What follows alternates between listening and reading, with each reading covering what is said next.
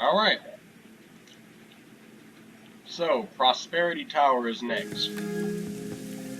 Part 21.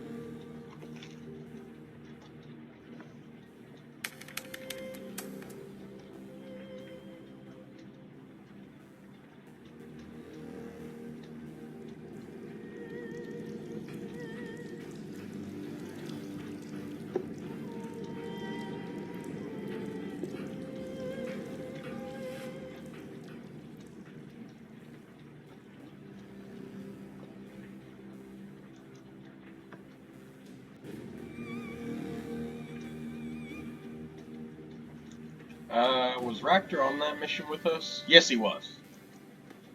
So was Gaichu.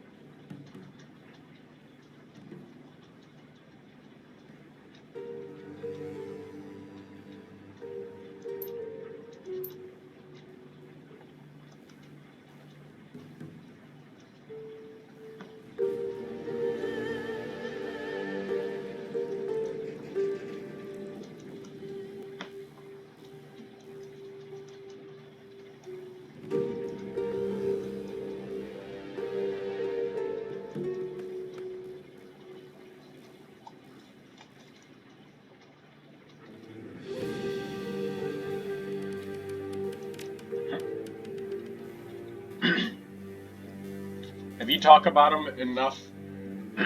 Asking him for how he did about Shadowruns, and you don't take him on him? He'll say shit like, "Oh yeah, that run where I stayed here on the boat, that shit was fun."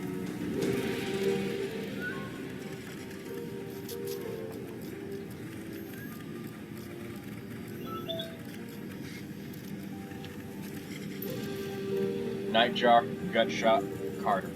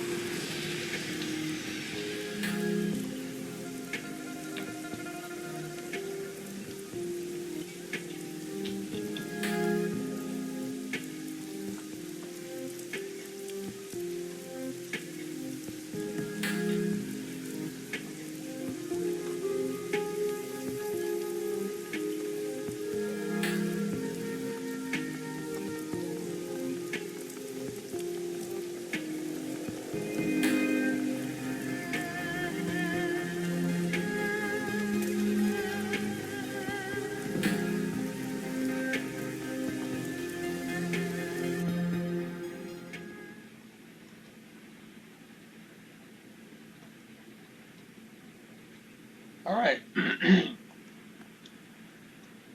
Let's go to Prosperity Tower.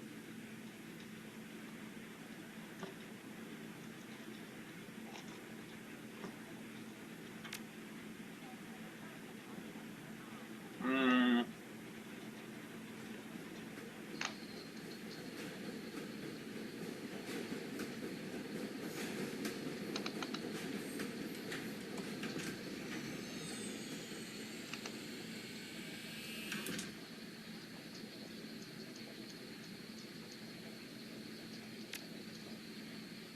We'll take Gobbet. Her spirit summoning is very powerful.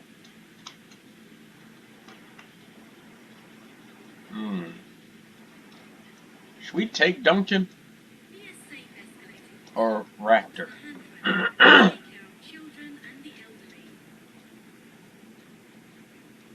not gonna take Gaichu, not for this one. We need to be incognito. Stealthy.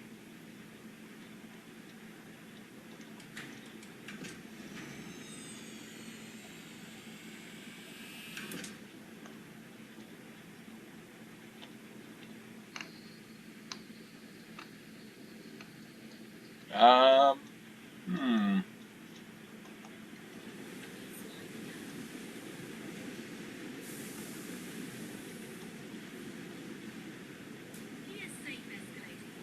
Maybe, yeah, you know what?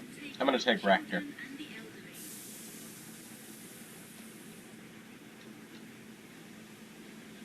Or should I? Should I get Duncan? It's between Duncan and Raptor.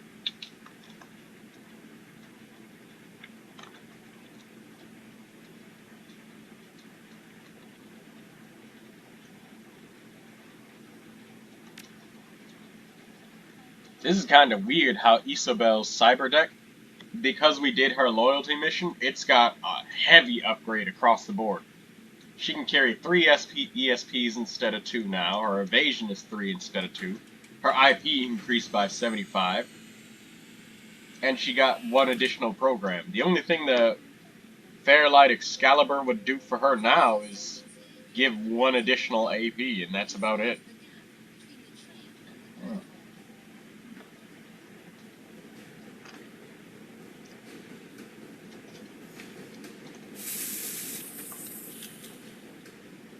Hmm.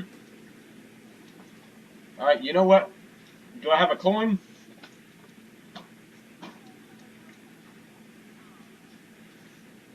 Heads it's Duncan, tails it's Raptor.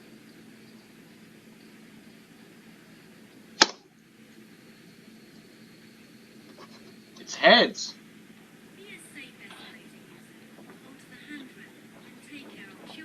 Duncan it is. Duncan we go.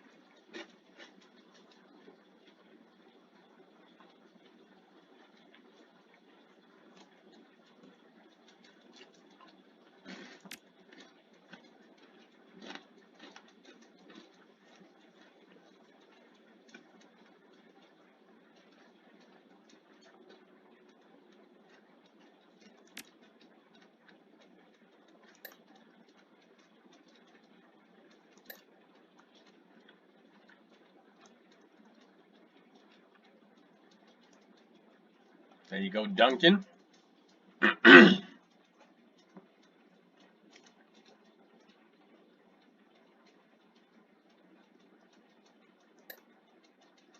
uh, where's my laser rifle?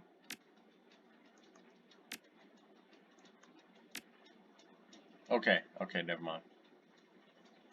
What? Why does it say I have nothing right here then? What?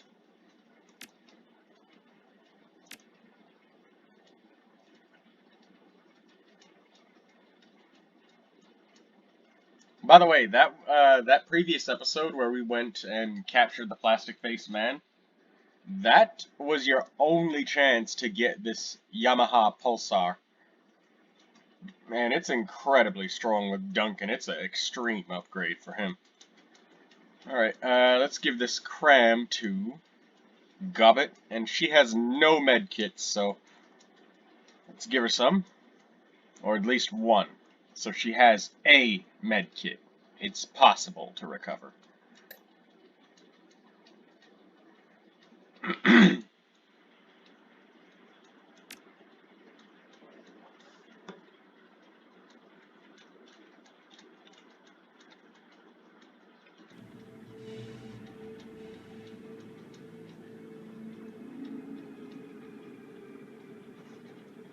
Whoa, 1 second.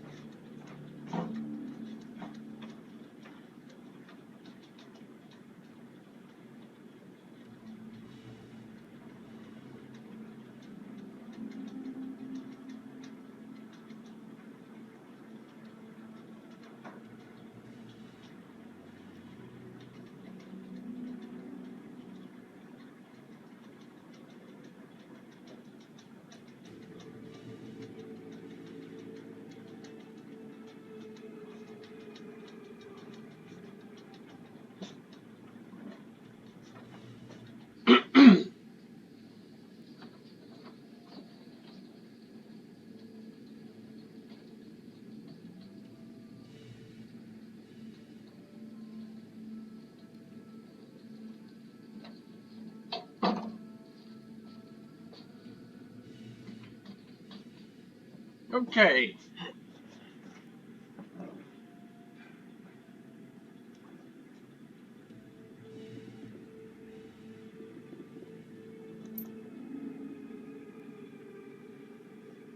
Is the volume still good? Yeah, it is.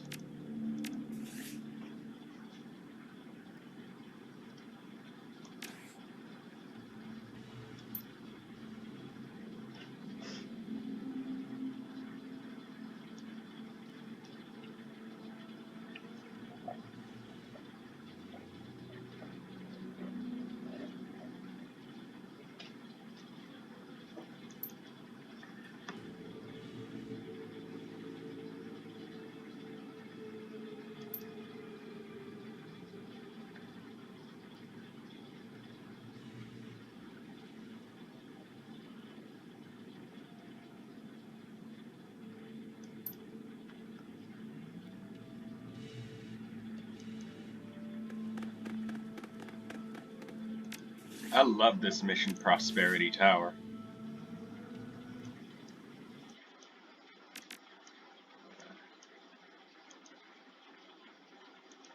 So yeah, same tower was a big. I know it's the largest thing I've ever built. And from all the Shadowrun stuff that I've worked on, and I started with the first one, Returns, and continued. It's bigger than as technology.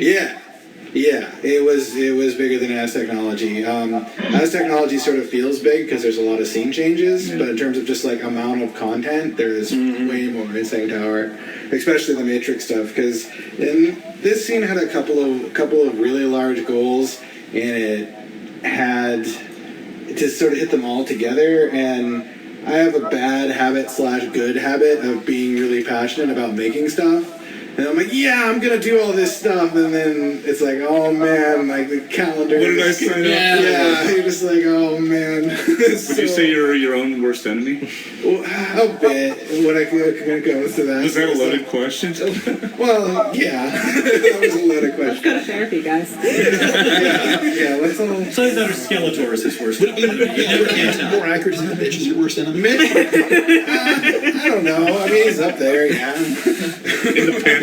Yeah, sure. of all my enemies, but yeah. Well, it's kind of like Hotel in a way, right? Yeah, the hotel in Dragonfall was kind of an inspiration with like different floors, different mini quests that wove together in different ways, so you could get through there in different ways. And the thing too is like you can play that on the spectrum too. It's like it's any combination of I'm a very charismatic person who wants to explore the environment and find different things and get through this situation like as covert as possible, or am I just like the kind of person who's like I don't really care about the subtleties of all this. I'm going to get straight to my goal and I'm just going to shoot everything and get there. So and like in that whole mission, it plays like just totally along that spectrum. You can either be it even supports people that are like halfway down a career. Like if you're like somewhat spec for charisma, there's still like you can get part of the way towards those goals. So man, I think the thing that was important about that mission is well, first of all, you were going to get Raymond. Yeah. Right? And that was the big thing, sort of narratively. You know, you don't really see him in the beginning of the game, right? We reference him throughout the entire game, and you never interact with him, and finally you're going to get him, and there's that sort of release moment. But before that release moment, there's this giant tension-filled thing that you're doing. So you've been missing him the entire time. You've seen him talk to his mother on the plastic-faced man's video feed, right? But this is a big moment, and before that rising tension, there's that sort of sphincter that you have to go through. Yeah. That better, I suppose. Works. That's an object that you can pass through. Yeah. Thank you. And see. Yeah. But yeah, so one of the things that's interesting about in terms of the goal of what you know going into that scene, you know Raymond is there, but you don't know exactly where, you don't know how to get to him, and you don't know how you're really going to get him out. All you know is that the Sang security stations have the information that you need. And so if you get to one of those, you'll start to get the answers that you need to actually go figure out where he is in this building. Yeah. I think one of the things that I really liked about the way that you get into the Prosperity Tower mission is that you have the choice between the two entry methods, either through the garage. You may. If you have done your due diligence in previous scenes. But either way, when you go in, you're really running in blind. Like, okay, I'm making a run on a corporation. I've got very little information about the kind of opposition that I'm going to be encountering, and I don't know who the best team is for this. But you don't have a choice. It's a desperation. We're going to go in, and it's the only mission that I played where I really felt like I had failed while succeeding, because things went awry for me very, very quickly, and I just began murdering everything I saw. Yeah, that resembles my playthrough too. And all of my character and Isabel and Gobbet and all them, they had very little health, and I was constantly on the verge of death, just hunkered down, blind firing with fully automatic weapons. Where I'm like, this is very effective at selling the desperation. Oh God, I'm gonna die. There's just really quick, there's sort of a design philosophical axe I want to grind real quick. Is that it's like, if someone said, well, I feel that I've missed out on content because I chose this kind of character, and instead, for production reasons and keeping your players happy, I wouldn't say do it in huge amounts of a game that way. But in certain places, it's just that's the breaks. To make character builds and character choices meaningful, there needs to be consequence. And it can't just be you get to do everything perfect because with all builds and all choices. It's just what is the worth of these choices? And it worked really well when you finally get to the scene with Raymond, because I was playing a character that was a decker and had a lot of firepower. I was like, all right, crack my knuckles. Now's where I get to go to work and really get to save the day while everybody else fires at that door. I may not have been able to talk my way in here, but I can slice that fucking ice. Yeah, and also too, the other thing too is there was basically, because you could go to any one of the floors in any order that you chose, and only 2 of the 3 are required to progress. And then after that, like I sort of mentioned before, but there are more advantages and more to do if you so choose. But setting it up that way, it makes it more interesting than okay, I made this stuff, so I force you to do all this stuff, whether you want it or not, because I made it, and it's awesome, and you're going to experience it, and you're going to like it. We paid for it! It's just no, it's there if you need it, and you can do some interesting stuff with it, should you choose to, but, it's the player gets to decide, right? Yeah. Okay, now that that's over, let me load back, because I I made a couple of misclicks while I was there. But it's not that far back. It's literally right in the first room.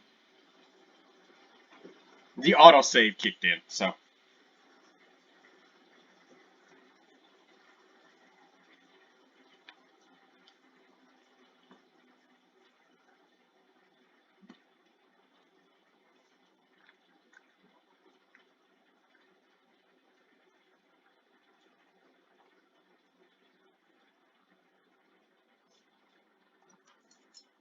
I think this is the first time I've ever, like, save loaded to change a decision or something because I was trying to click through. And then the developer dialogue was distracting me, like, heck, I wasn't reading.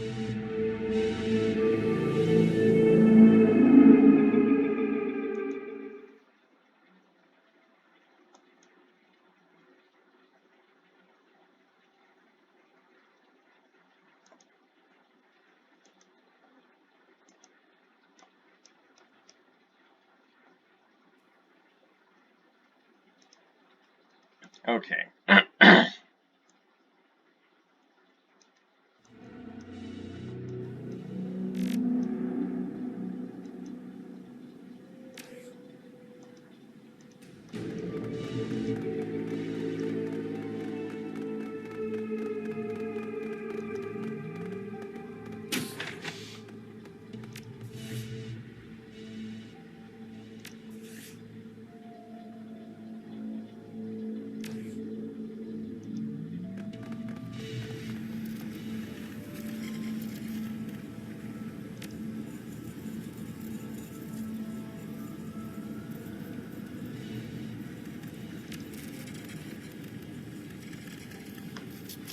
But outside my workspace.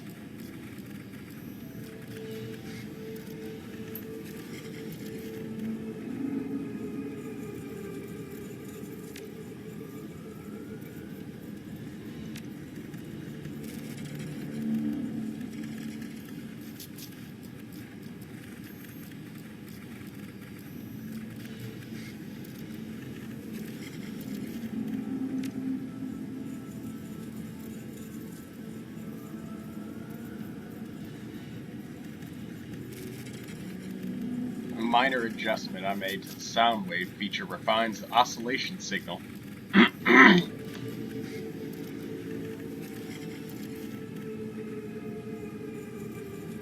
This guy hasn't had social contact in a very, very long time.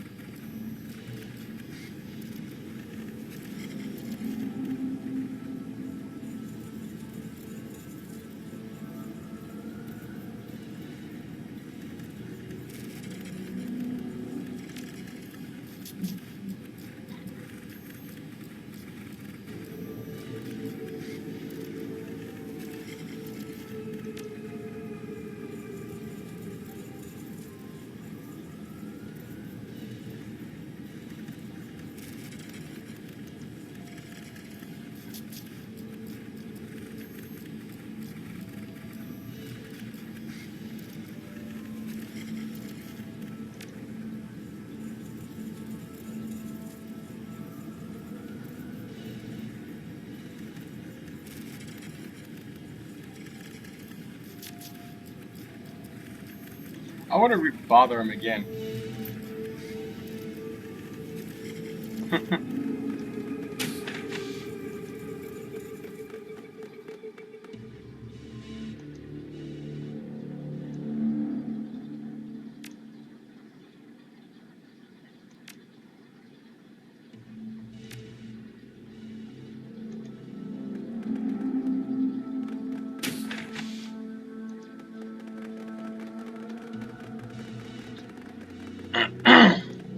I want to show you guys what happens though if you get this. So basically, you come in as a maintenance crew. Oh, wait a minute. Oh, fuck me. I know what I did wrong. Alright. I didn't miss any skills or skill checks or anything. We need to go down to the first floor. Or not the other floor. The basement. Basement floor. That's what we need. We need the maintenance crew suits.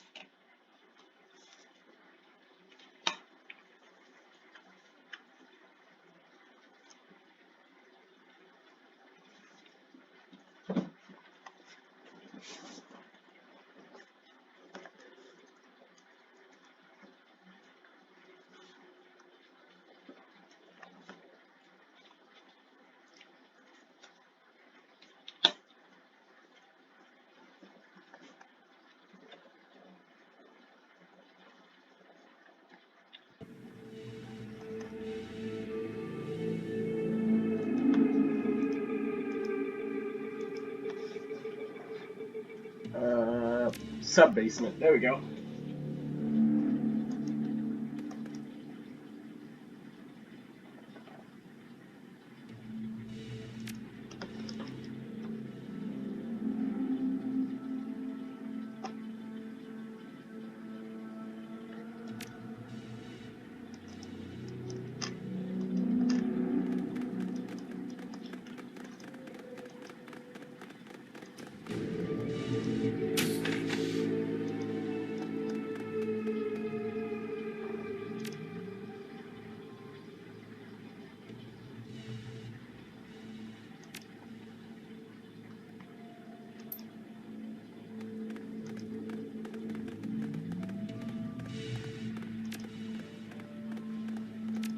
Did she give us the locker code? Okay, no, she didn't.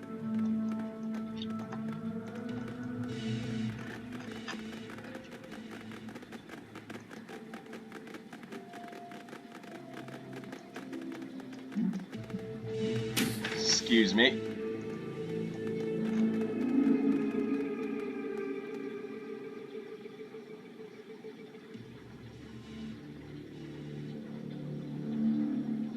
Oh, I hate it when people dog ear pages in fucking books. It bends the corners and then they leave the fucking corners bent. And then the edge of the book is all uneven. Fuck! It irritates me so goddamn much.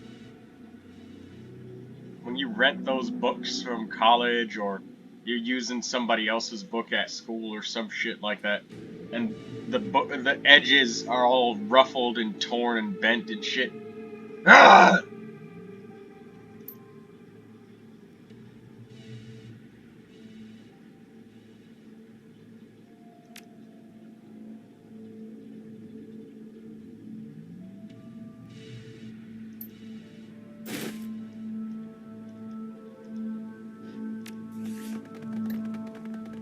2627.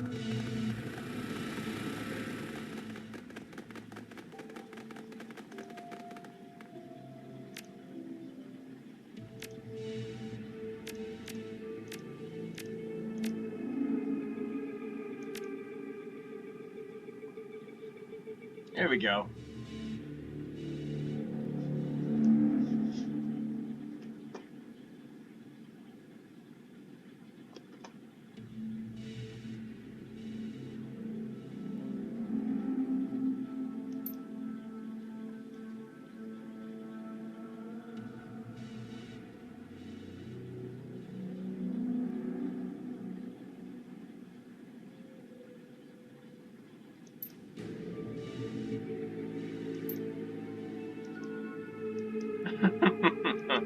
Gobbit likes the outfit.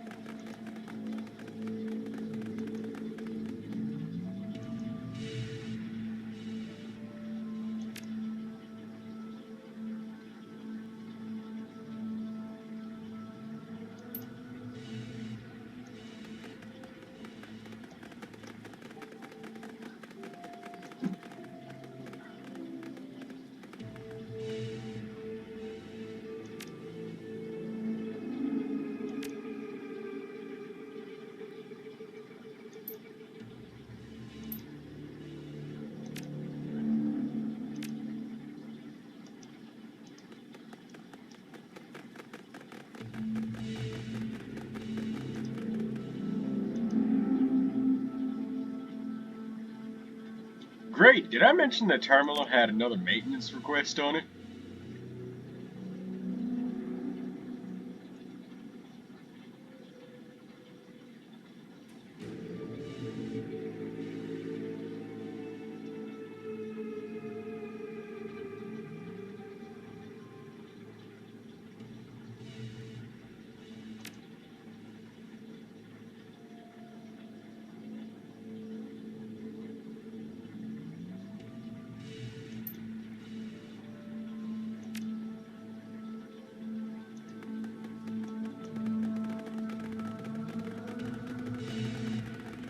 Right. Let's do our best to not fuck this up.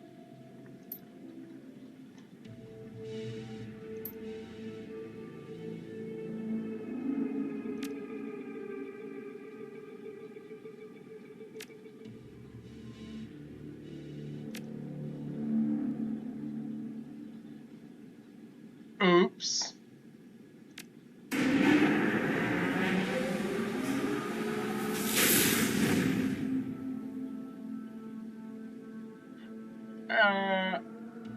It's fine.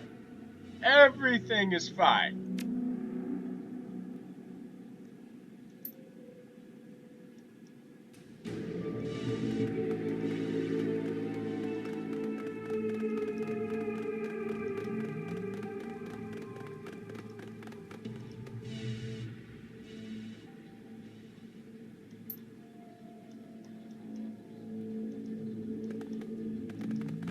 Yeah, right, so. We accidentally fucked up the turbine. Boom, boom, boom. FBI, open up! What?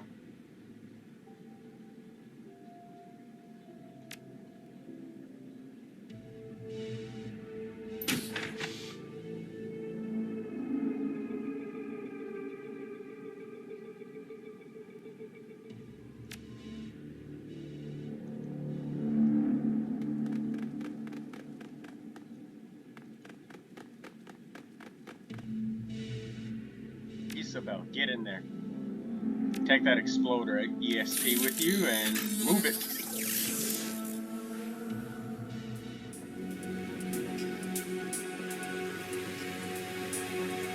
Oh shit. Move! Run! Oh fuck.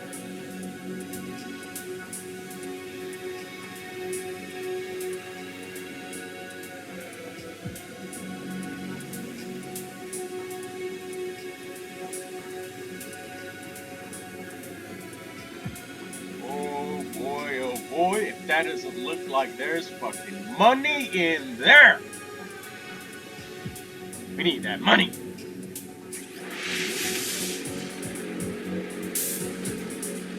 So this mission you would have, if you spared the other team, they would have granted you some useful things in exchange for, you know,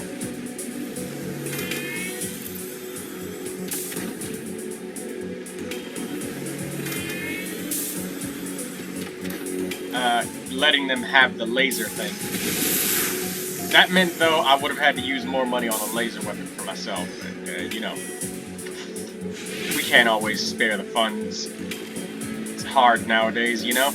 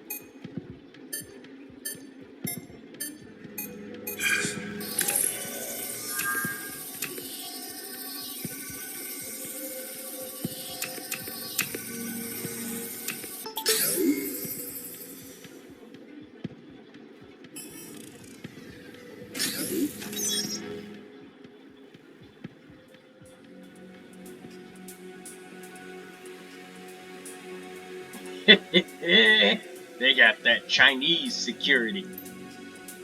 Get it? Because we're in Hong Kong. And, you know, China, you know, steals intellectual information. Haha, hee hee. I should push the joke even harder. That makes it funnier.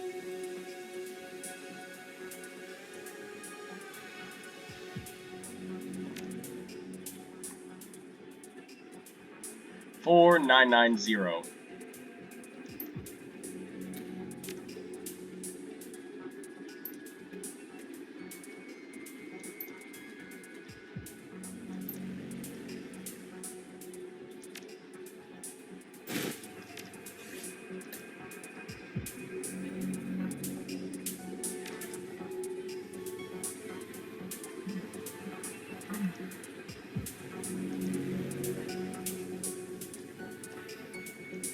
Hell out of there. Go, go, go, go, go, go, go.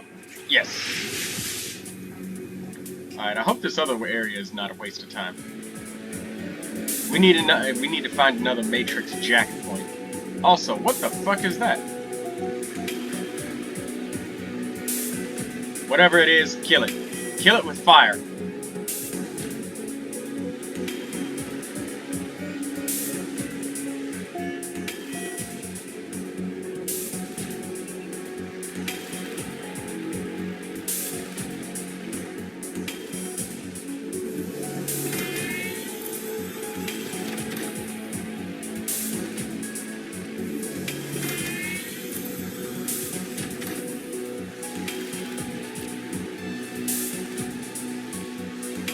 Yeah. Nice.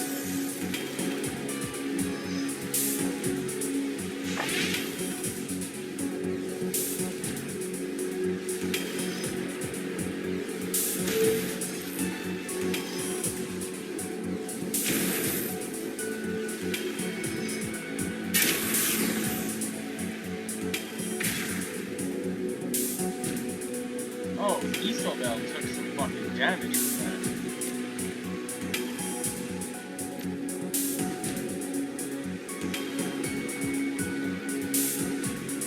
Oh, it's Black IC. Black IC deals direct damage no matter what. Alright, so we've got Erosion. Erosion's very fucking powerful.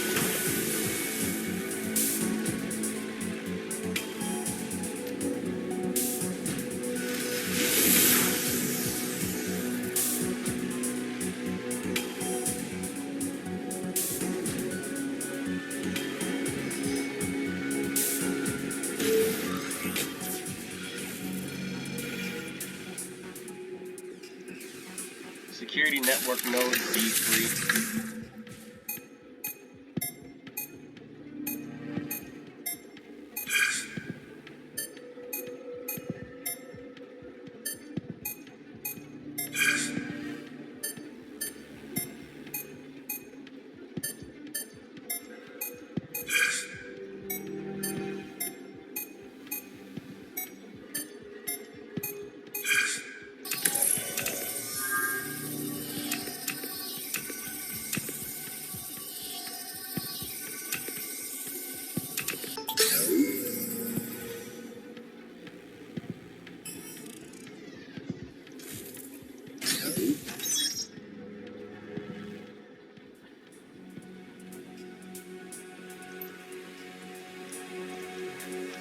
Alright, so we gotta find a different jack point to get into that other place I mentioned before.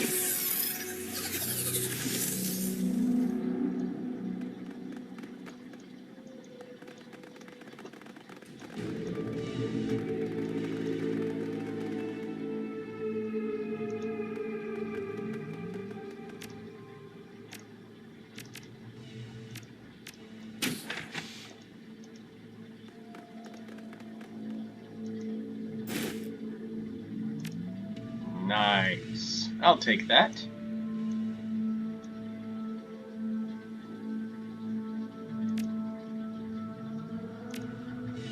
Premium med kit, huh?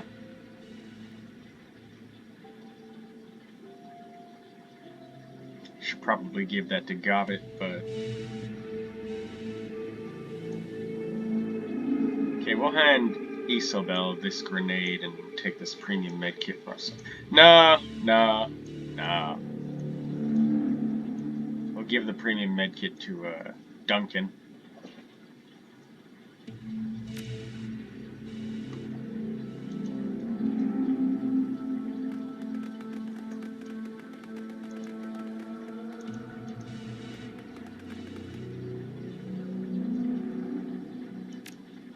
Thaumaturgical research.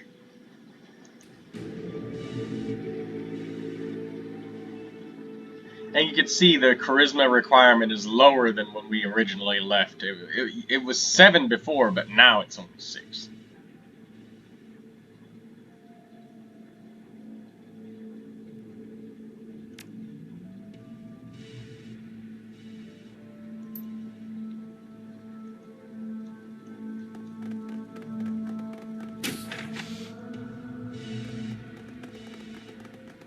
And you'll see how it's much different. I'm actually kind of happy that we actually reloaded, because I got to show you guys, if you come in here without the security outfits, how it's different. And order of which floors you approach first does matter.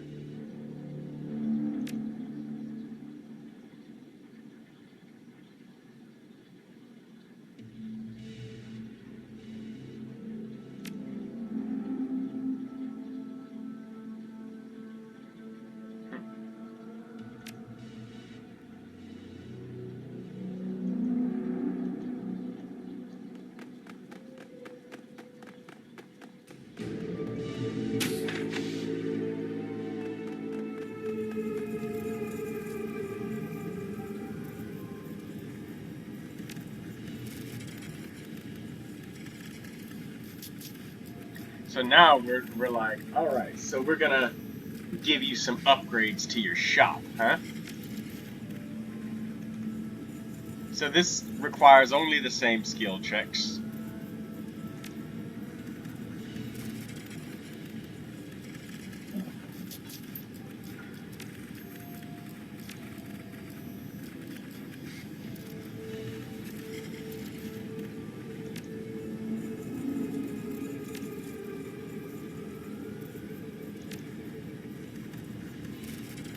So this rant is still the exact same.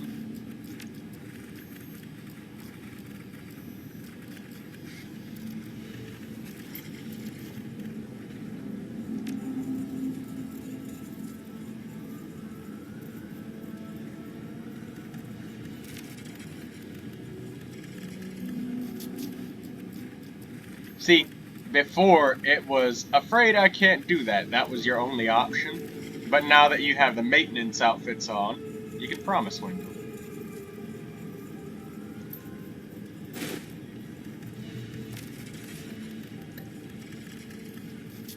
$1915. You could easily just look up the codes on the internet and do it that way, but what's the fun in that?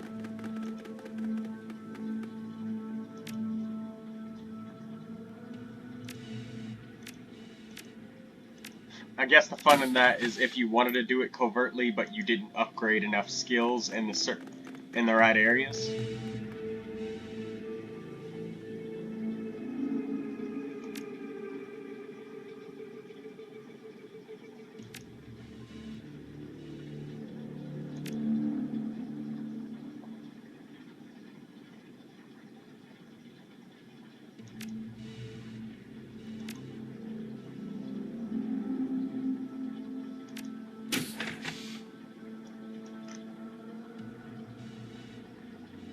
Look at that thing. Think this is part of that Yama King's deal we heard about earlier?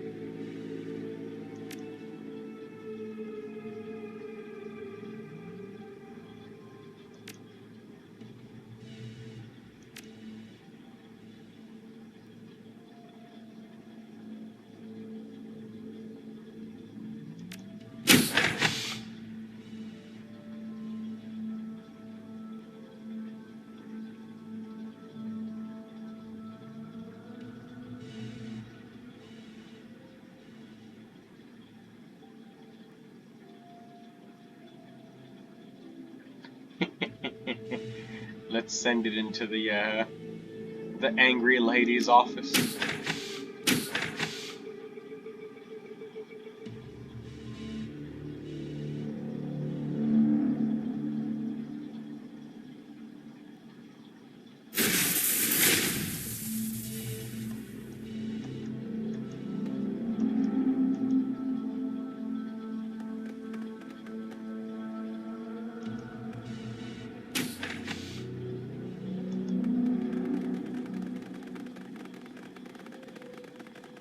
Oh wait, we should have sent it into the researcher's lab.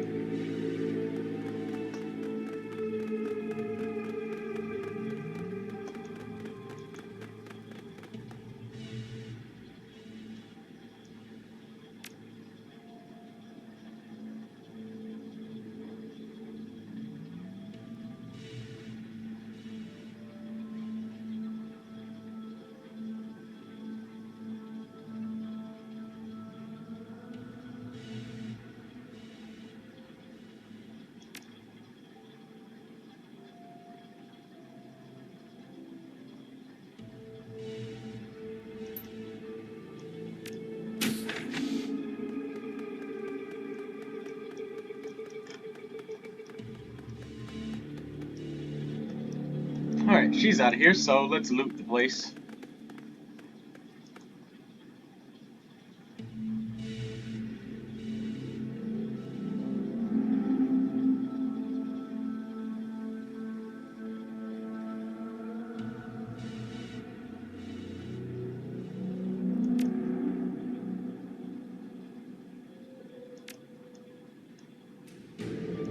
Requires spellcasting of 6.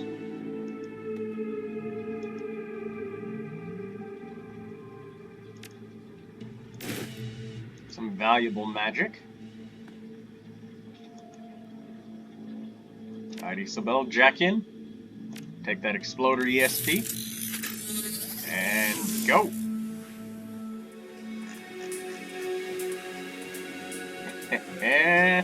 There's gotta be some money in here. Oh shit, that's Black Eye Sea again. I don't like Black Eye Sea one bit.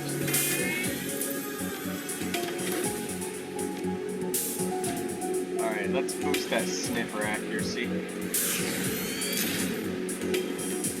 68% chance to hit. 68. Let's see what the assassin does first. 99% chance to hit. Fuck yeah. 98 for that. Assassins with boosted sniffer accuracy. That's the way to go for decking.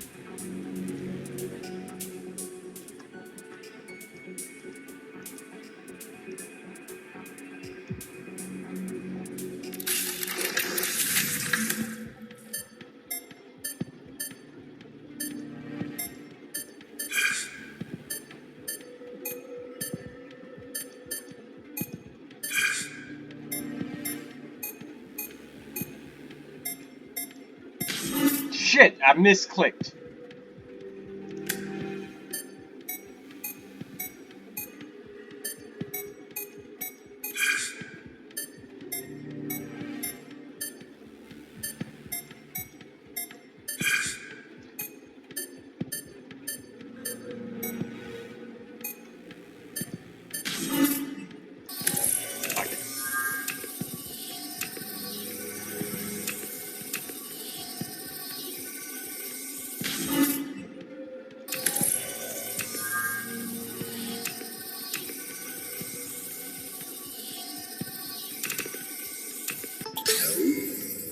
Got it.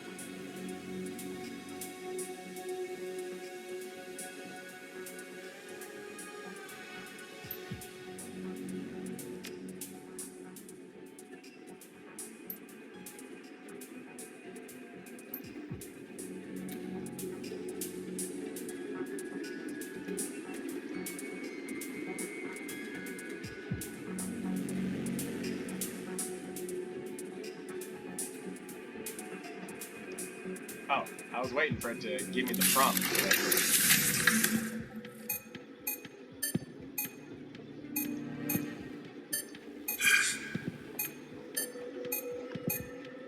It'd be nice if I had a number pad.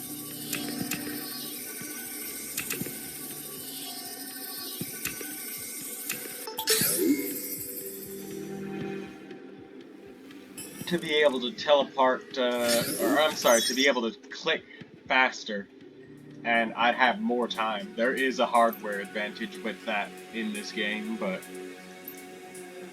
is it so severe that it hampers your ability to complete it? No. Is it an advantage? Definitively yes.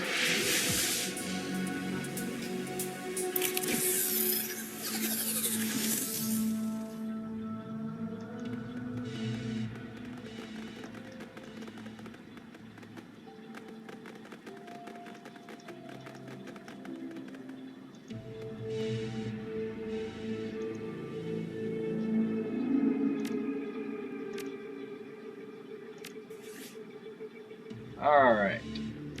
We got a tiny piece of karma from all of that.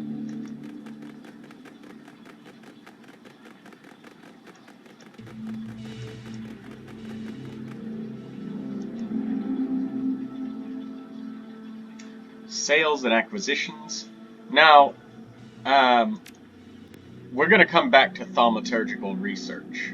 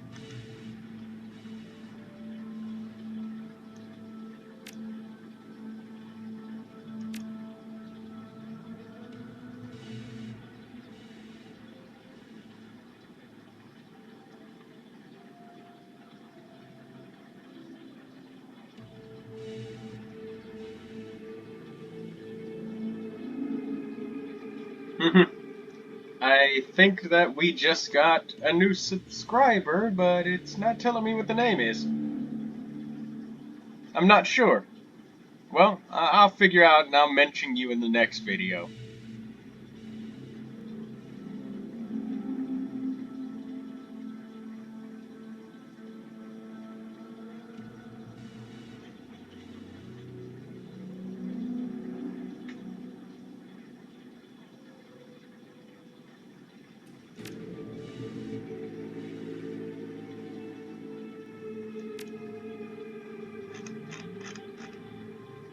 Alright. Sang worker. Look at these security knobheads.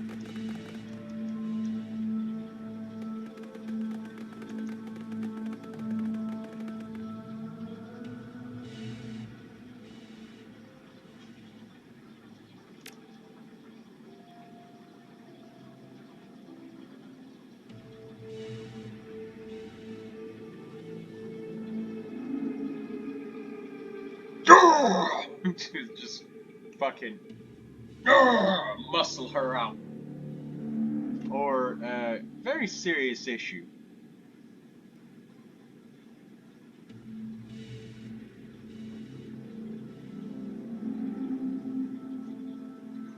Bolovian creeping mold.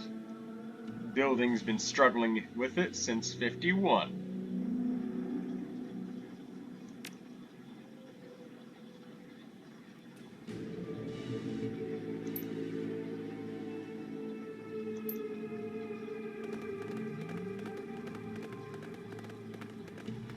Good.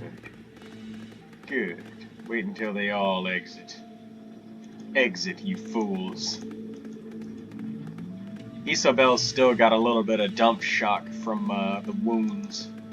So we need to be sure to heal her before we start the next fight.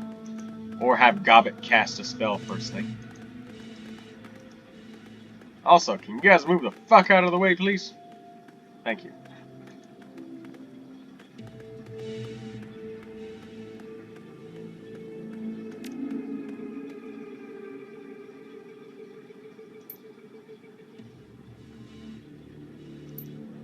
Good job, Isabel.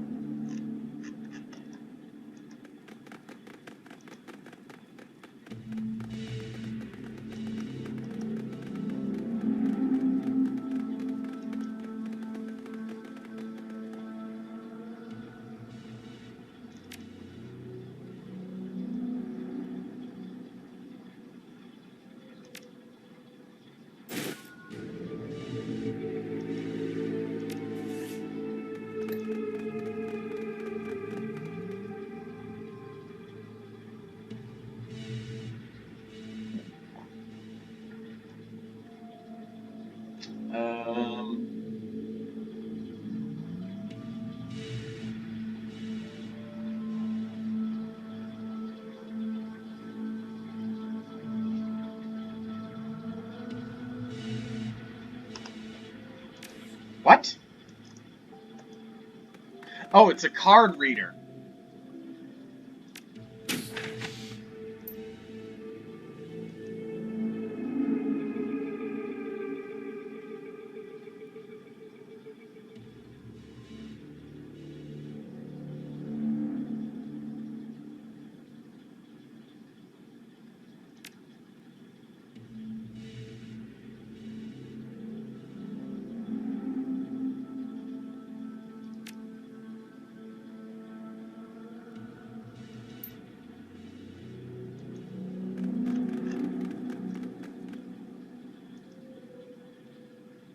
Alright, Isabel, you're up again. Take that upgrade I bought you and...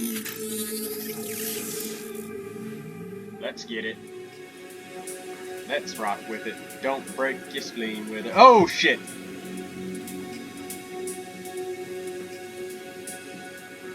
Okay, go. No. Go around! Ah. Yes! Still. So, the team that, if you let them have the laser rifle or whatever the fuck it is, in that earlier mission, they help you out in the Matrix on this mission. Especially if you decide to go loud.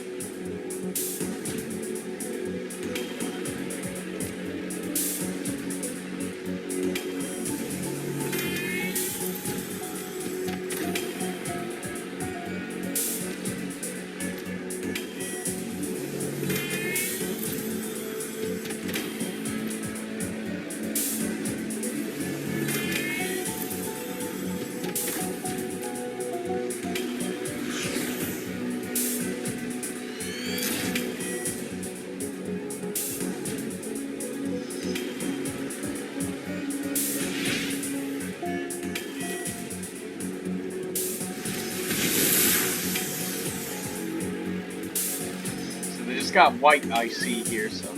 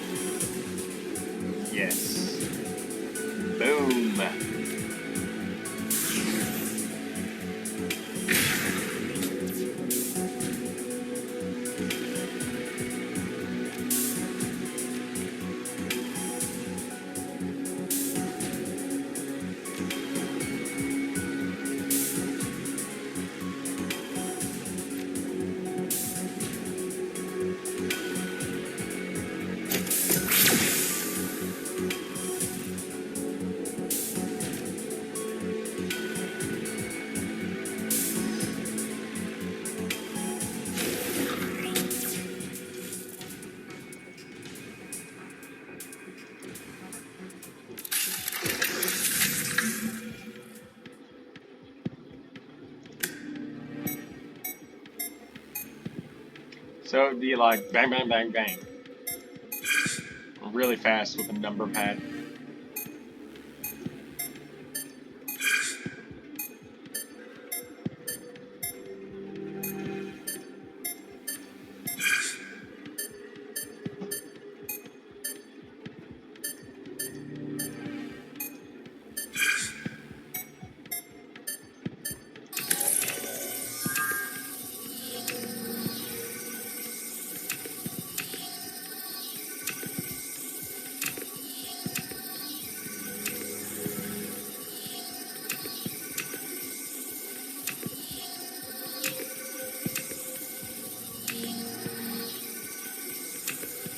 Am I being lied to?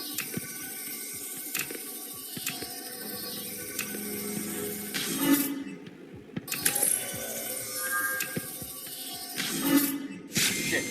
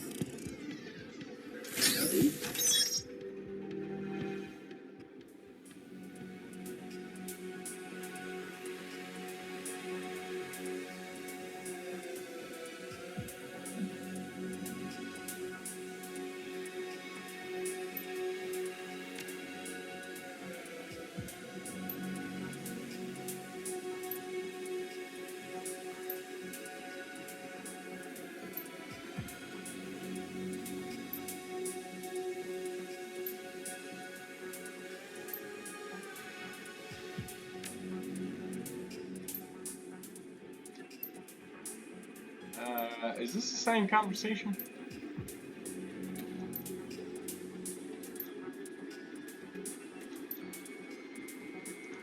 Okay, yeah, it is.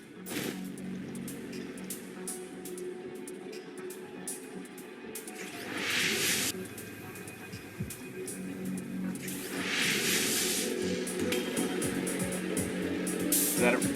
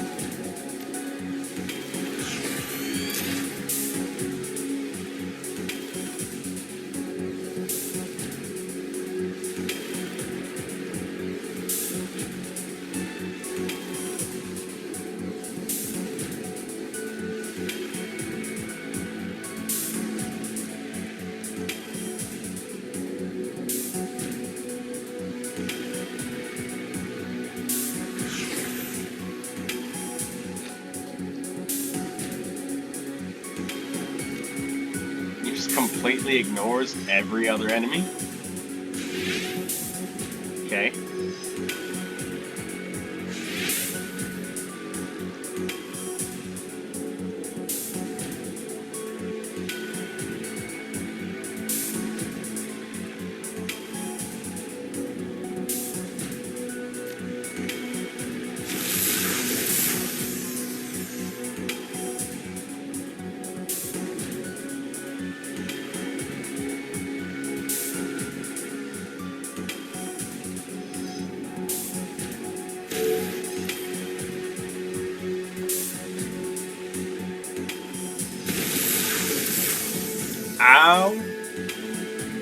wasted only dealt IP damage.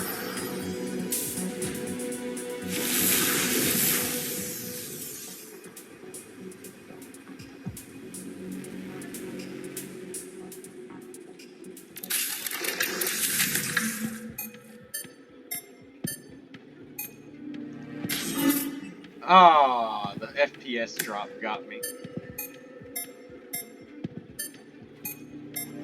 And like I said, with a number pad, this type of thing doesn't happen.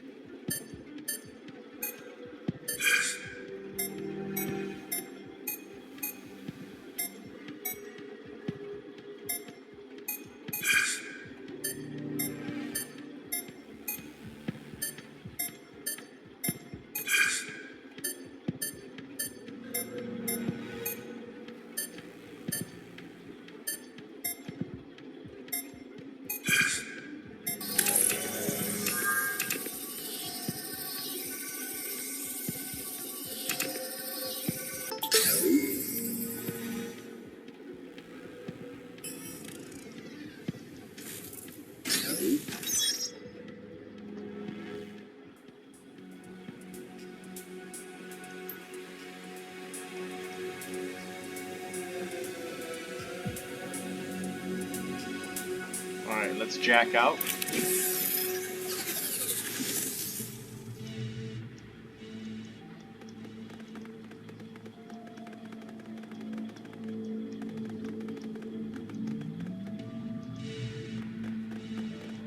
And we're not gonna enter the executive's office, we're gonna wait for a minute. We're gonna head back down to thaumaturgical research. And we are going to intentionally set off the alarm.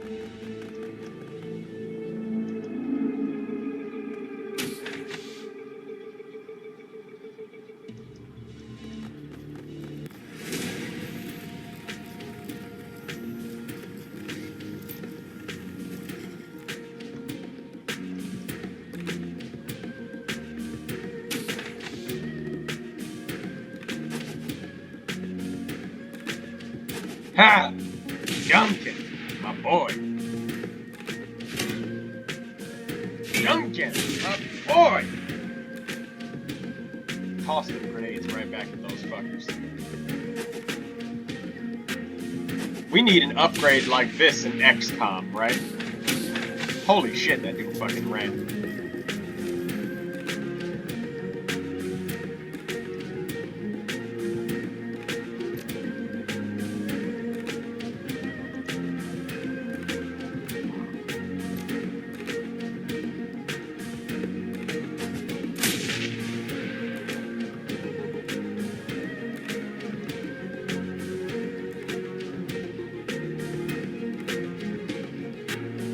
Nice. Duncan has upgraded his skills enough to the point where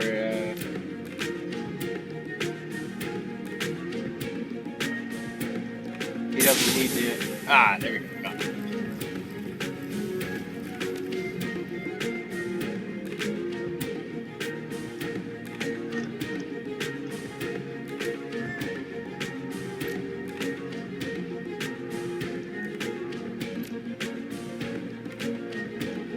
If only I could see exactly where the doors were.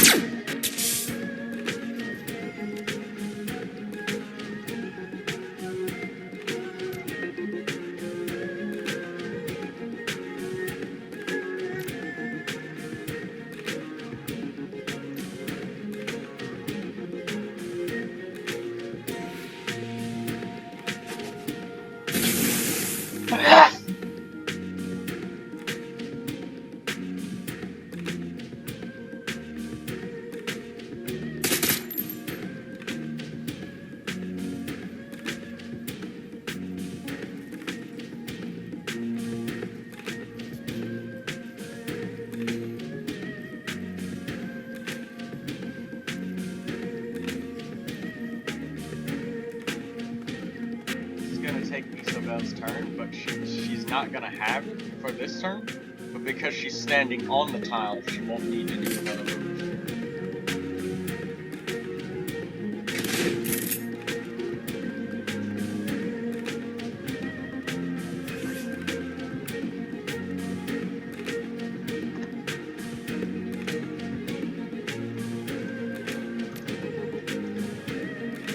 Godspeed, Isabel. We gotta shut down this alarm. Alright, this should take 0 actions because she's on it, and another 0. Use the key card.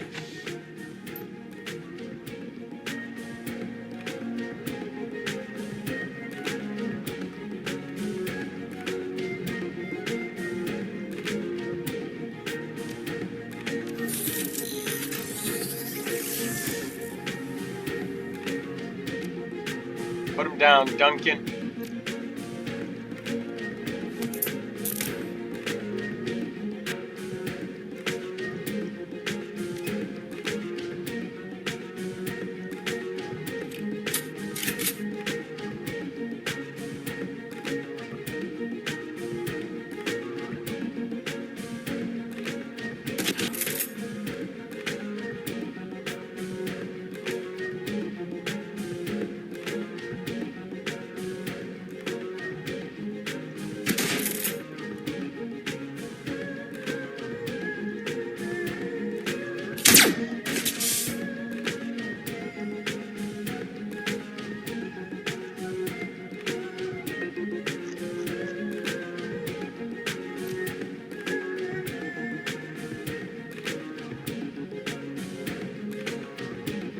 What am I doing? God, I just summoned some evil spirits. What?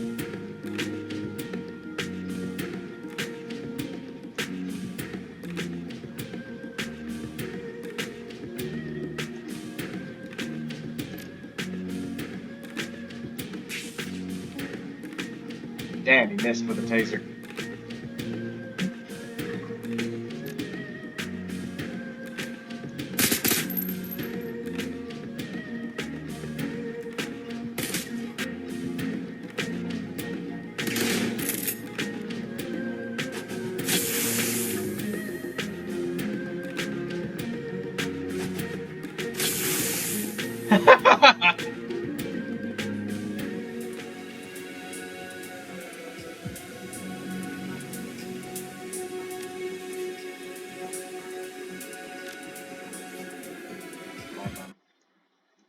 I wouldn't expect for them to put a freaking audio thing right here.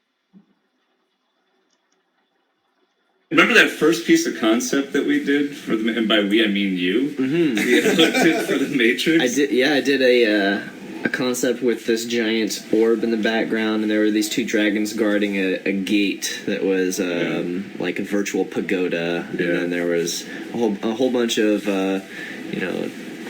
Chinese architecture in the Matrix, and we were just trying to hit what the sculpted system would look like in like a specific area of Hong Kong. Like who would own this. So that turned into the Thang Tower sculpted system, right? Which is Prosperity Tower in game. It evolved, which is Prosperity Tower in the game. Yeah, there were many iterations of that concept, and we went back and forth and down and around and up and down, and so we eventually ended up at the Matrix concept with the big cube, and that was just the plain Matrix. Mm-hmm. No, that was sculpted system. No, we had the owl flying Okay, you're right. Yeah, no, I remember it vividly because for pre-production was bustling along at that point. If you remember, design and art, and we're just popping, and we get to that one Matrix image, and everything stops dead for a minute because we just like we got to get this, and we were going to release it also during our Kickstarter, so we wanted it to be dynamic and really a set piece for us, and so. The three of us decided, no, we'll iterate on this thing for a while. Didn't it take another month or so of work? It was not a month. Am I right? It felt like a month. Actually, it felt like a month. It was an a long HBS. time. There was a It few was like weeks where that was what you were doing. It was Yeah, it more was than a a month. couple weeks. Yeah, for sure. It was more than a It month. was just, getting. Do you feel pain? No. Because in the pantheon of enemies. I lived in the Matrix. I chose. Well, that was the major feature Red Dawn. development too, Yeah. right? Like, we've this was our third and a half Shadowrun game, and we've certainly added incrementally to the tool set and to the feature set over time. But I think the Matrix was the first real big new feature that required significant investment from art and design and engineering to make that new vision of the Matrix Without for a doubt. Shadowrun Hong Kong work. So I think, on top of just, how can we really nail the visual concept for this and bring something fresh to it in a world where Tron exists already and the various incarnations of the Shadowrun Matrix have existed, but also the Matrix. also how do we make those lofty visual goals work within the engine that we've developed, and how do we make it jive with the new patterns of gameplay that we're working on, and with just the overall mood that we're shooting for. So. Yeah, I was really proud of your work, Tristan, especially because talking about pushing the envelope on what the engine can do. I was really after like a lot of different Matrix tile sets in the beginning. If you remember, that's part of the whole sculpted system thing. I wanted Matrix neighborhoods, right? Well, that you could One travel Proa was through. going to have a specific Yeah. sculpted system because that's in the source. Canonically it does. Canonically Yeah, it has a but very you came specific- up with some clever stuff there, like just for example, making everything grayscale in That's the cool. Matrix Yeah. and using lighting to change that. I thought was a brilliant move. That was amazing. We were all like dancing around. It was definitely like a light. Yeah, there are these moments in game development that just make the whole thing worthwhile. And one for me was coming up behind you while you were working on the Matrix, but you were working Because artists love this, by the way. When they're painting something and you sneak up behind Well, he them. wasn't painting. He was actually in the editor this time. But he had these floating cubes because you were experimenting with, wait a minute, if I just, take this x-axis and move it up here or something, and you created that, and we hadn't really, I didn't know that was going to, parallax. yeah, when you did that, man, I think there may have been a hug and a kiss there too. It makes it feel super dense as Yeah. opposed to that flat edge. Yeah. And three-dimensional, which was one of our goals originally. Yeah, you have things moving below you and above you, and like that was one of the things we wanted to get in the Matrix was a sense of life. It's Yes. like things were moving around, and you were doing Data's a flowing mission. around you. Yeah, while everyone else is in the Matrix doing their own thing, Right. and like when I was doing the concept, I took a lot of inspiration and direction from the design, like the Watcher eyes, and I wanted to kind of leave room for them to kind of draw inspiration from the concepts as well, so that I could give direction for them and they could give direction for me both ways. And then so when I was doing the actual tile sets, I made sure that I had like plenty of room in all of my the tiles and the floor sets that I was making, that I could accompany anything that they wanted. I gotta give a shout out to Eleanor Wingo for the new Matrix Ice, for the black ice destroyer ice models and stuff like that. They're really scary. I don't want to be attacked by them. They're all hard edges, angles, and acute stabby bits. The new character stuff, like for all the new ice stuff that we got in there, like refreshing some of the older ones, and then also adding like the tank and the Watcher and the blocker. The spirits too. Yeah, the blocker ice looks great. It's just this Yeah. monolithic, just like Watcher. It's kind of like the Eye of Sauron, and you're not bounded by the reality of physics. So like it could be 20 times taller than you, and you can just be looking up at it, and that can feel right in the Matrix. Well, the goal was, and I remember, and I can't remember this person's Steam ID, but they reacted to our original version of the Matrix. I think they said something like, "It feels like a fight in an empty nightclub against ghosts." That's a fantastic description. And I'm like, okay, that's funny and maybe a little mean, but feedback taken. Yeah, so let's like what? Maybe he's an introvert and the ghost, paranormal.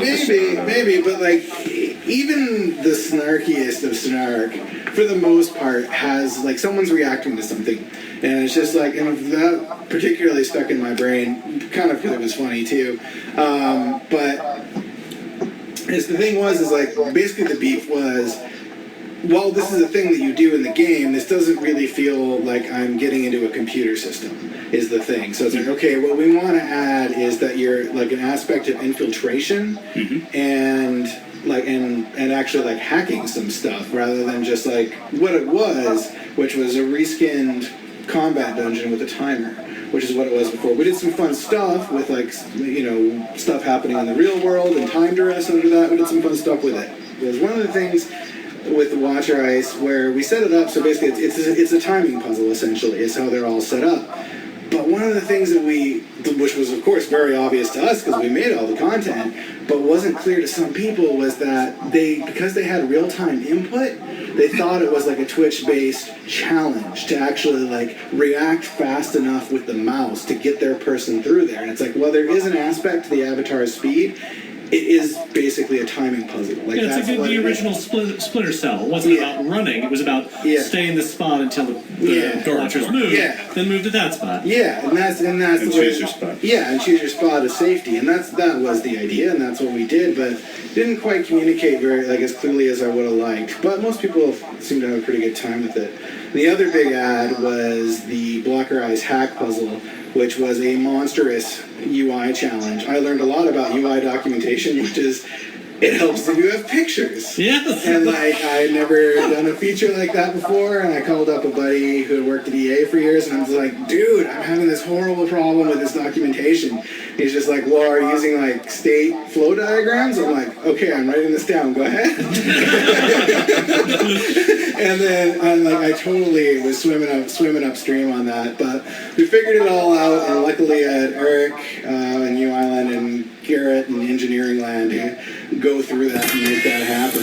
An assignment expert to test Chris Klemecki, fastest hands in the West, right there, man. Like surprising everyone.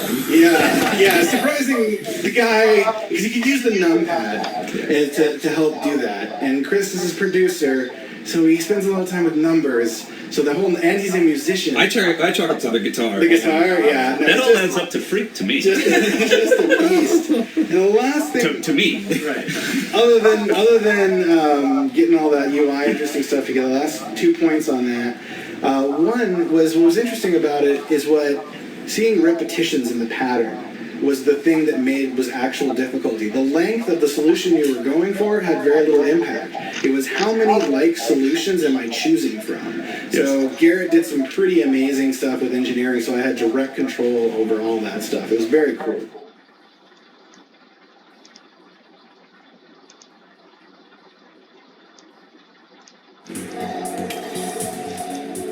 When we play Shadowrun Dragonfall, you guys are gonna get the chance to see like how much they've actually advanced the Matrix.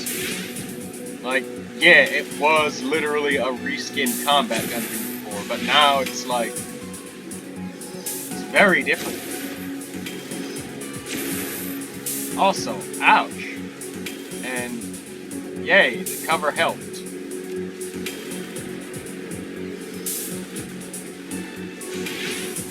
Whatever we do, you want Black IC to attack your programs. You do not want them to attack your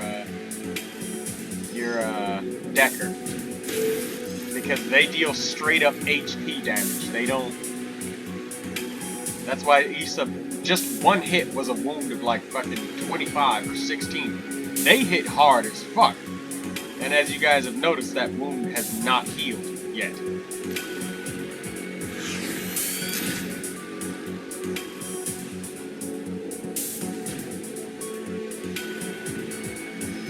Our assassin program might die here, but that's okay. We'll get it back next time we jack in.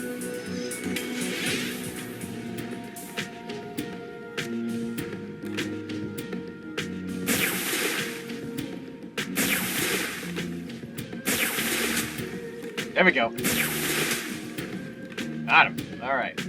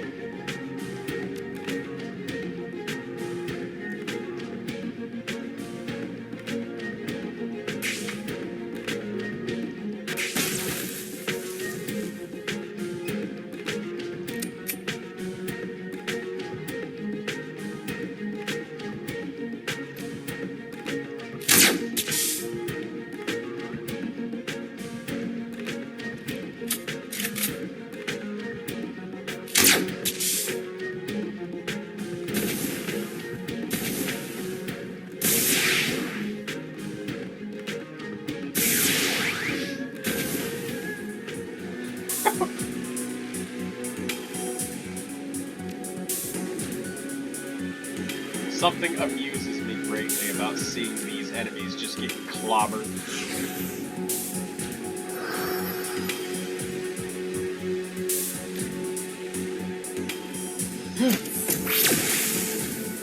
That medic ability is a true heal in the Matrix. But I'm pretty sure you guys can guess that it doesn't actually restore real HP, just the IP of the Decker or the programs.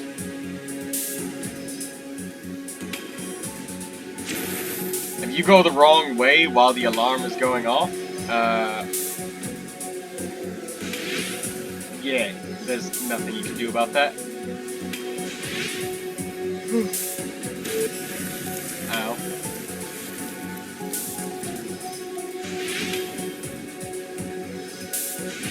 After I disabled the alarm with the Decker, I could have jacked out and just moved along and then came back to do this, but the other characters, they got everything under control.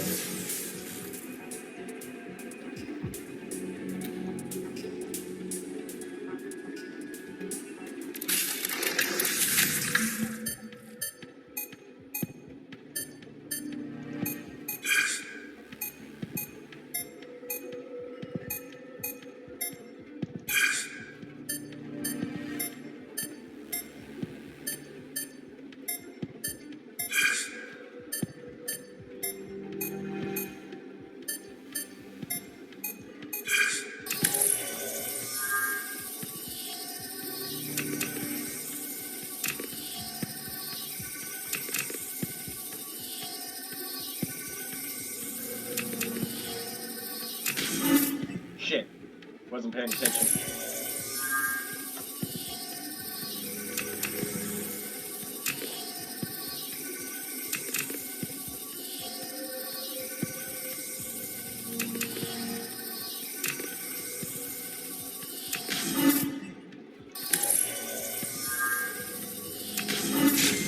Shit.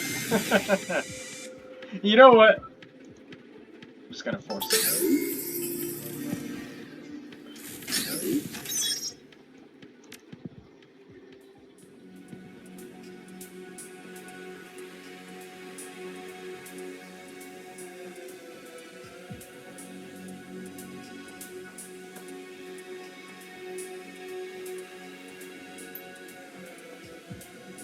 Eight, 9, 7, 4. Oh. I don't mind if I do. And I definitely will.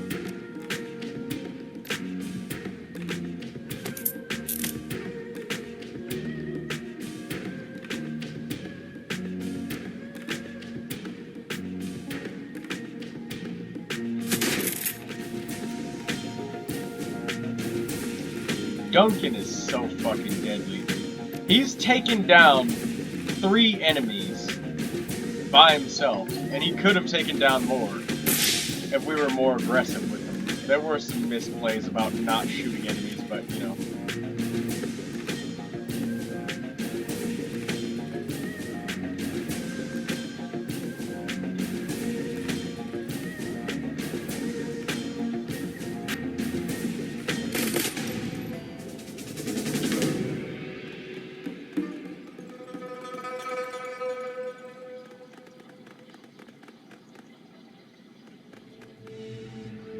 Eight, 9, 7, 4. You can even use the number pad to enter these. I've been waiting for a weapon that's been in here for a while. Hell yes. Send the sandblaster back. Hey.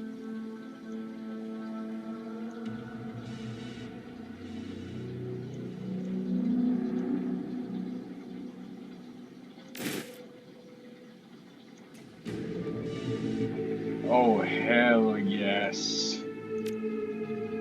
Give me that rifle, boy.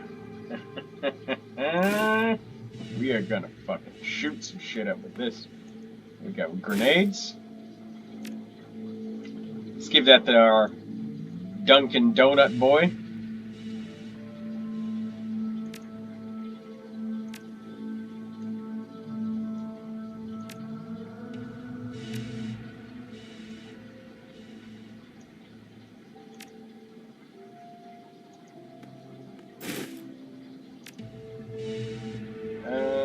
Give it to Gobbet.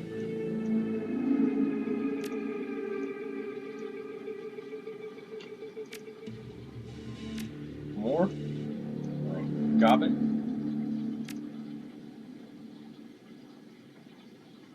Guess we'll give that to Isobel.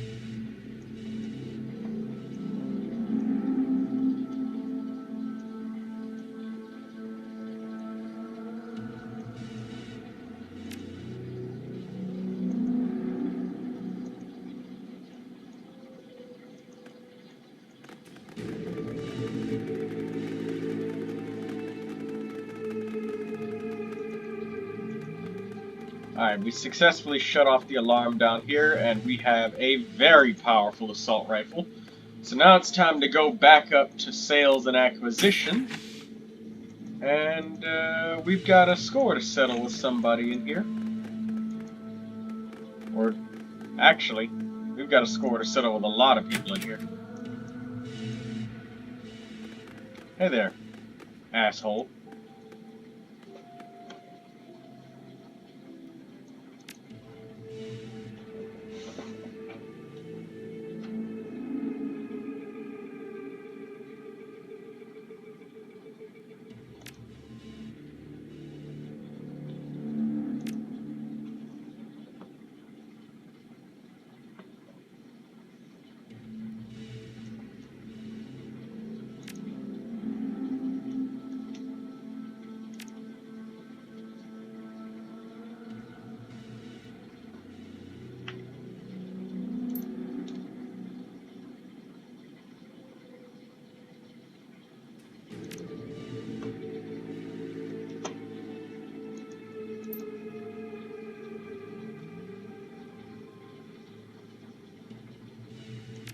Alright.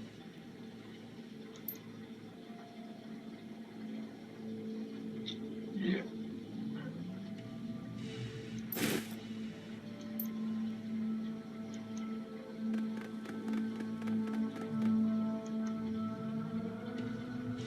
I'm totally gonna betray him and kill everybody on this floor afterwards. Well, besides the employees. They can go home. But all the security guards, we're gonna kill them. And that elf in fucking sales over there, you're just gonna have to get a new boyfriend. He's gonna die tonight. Oh!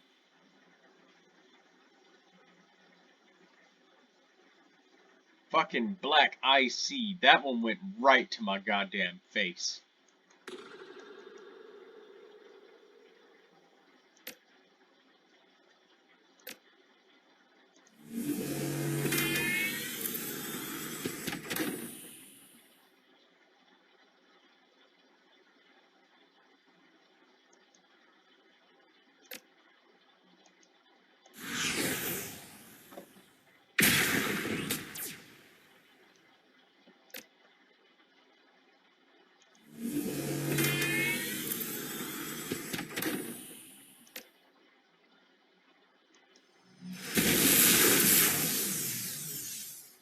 One more hit.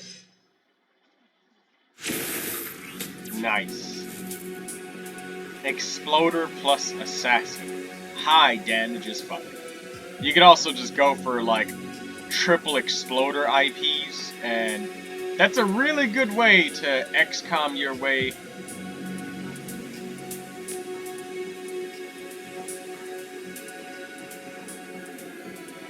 into like infinite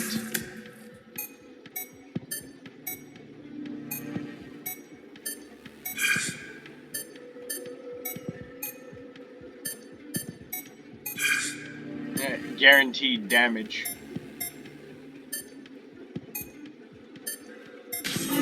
Ah, wait, fuck, it was 8-2, not 2-8.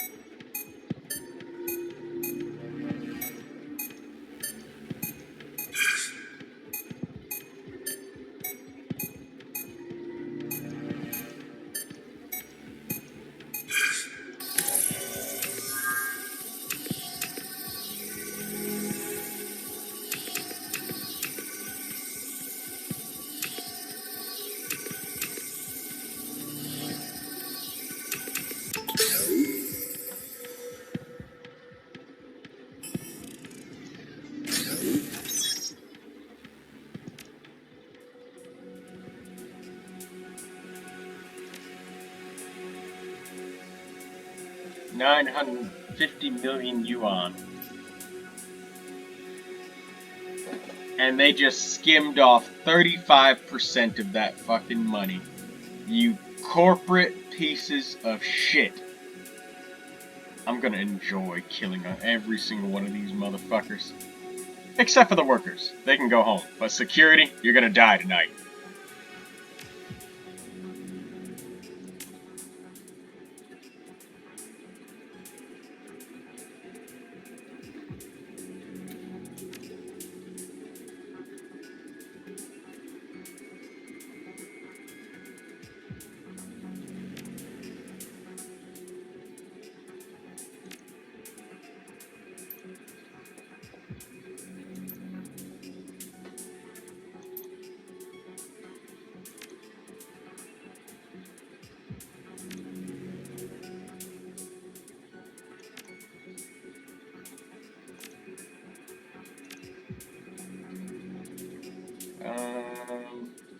Master cache file?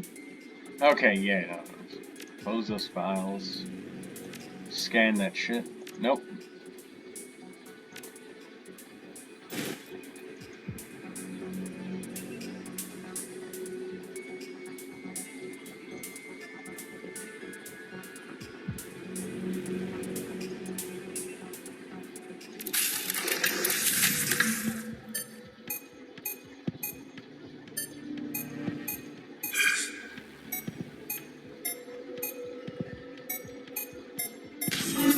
God damn it!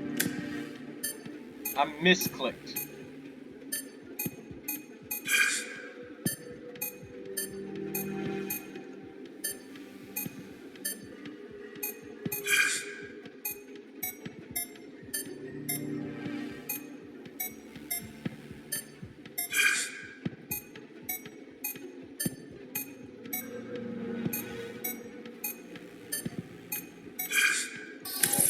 As you can see, like, we start to gain barely any time because we can't click them quickly enough.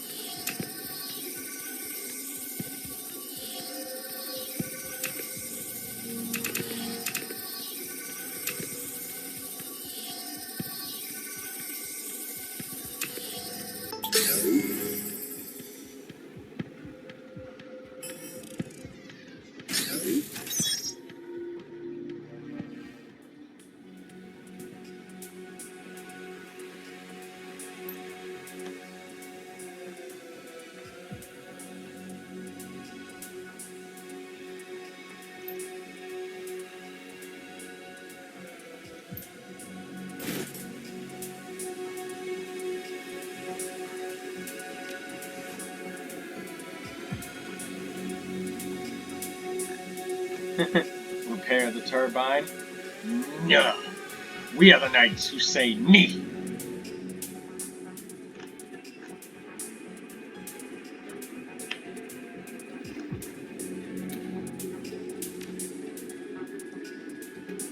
Alright, let's jack out safely. Because we got hit by black IC, so we can't.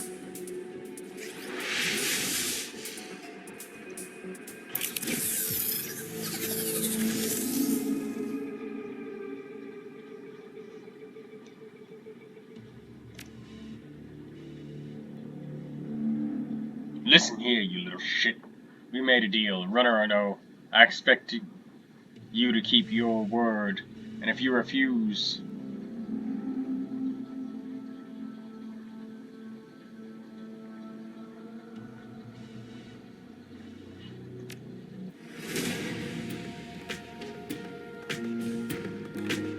The security guard's running away.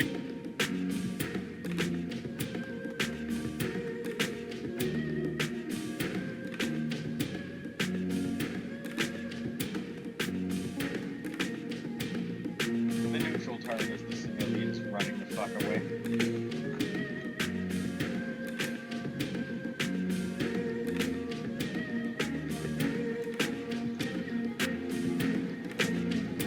I gotta take care of that wound.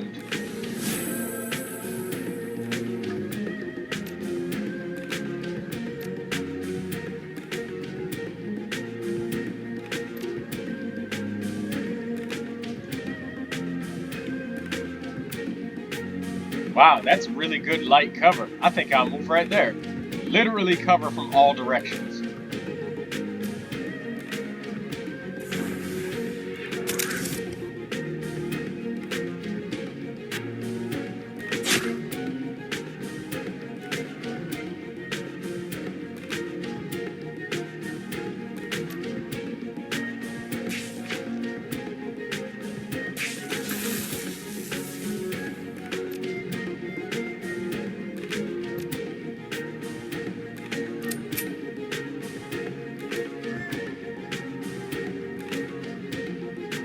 You know, usually in a game, non-lethal sucks. Like, it's not very strong, but in Duncan's case, it's an incredible weapon.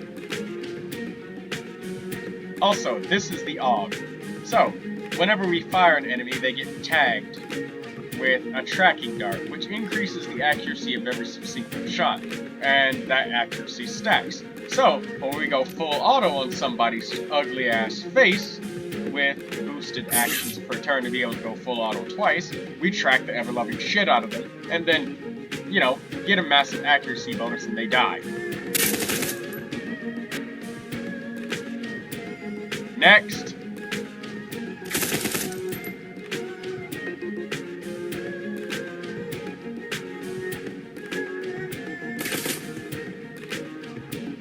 As powerful as that is, it's even more powerful the fact that it stacks accuracy in your allies' favor.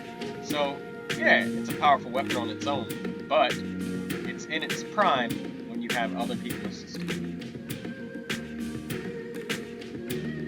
It sticks to the strength of rifles to weaken your opponents. Haha, Duncan, give it back. Boom! Eat shit, fat boy.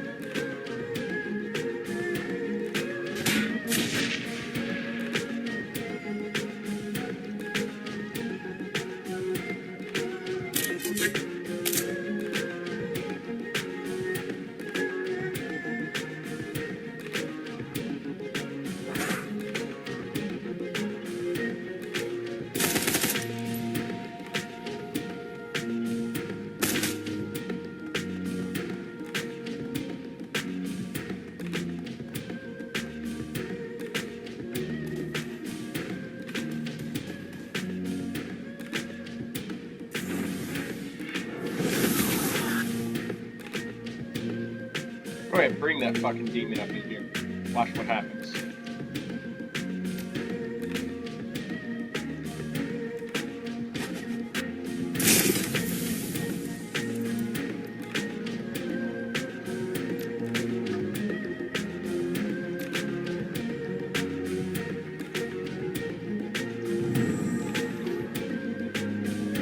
Better yet, you know what? Fight him. Now, fight the shaman. Get him again.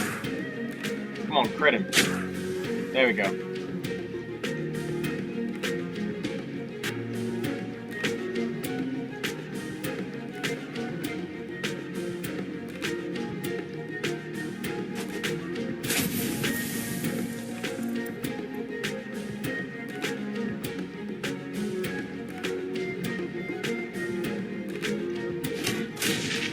Oh shit, you just hit Gobbin.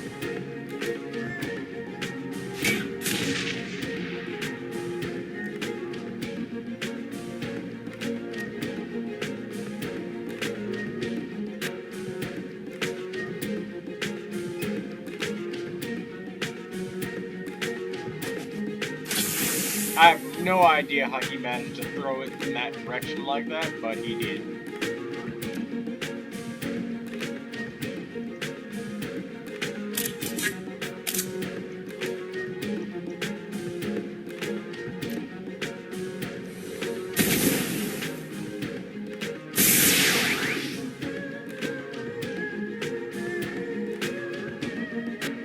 We're gonna only use a burst fire on this one.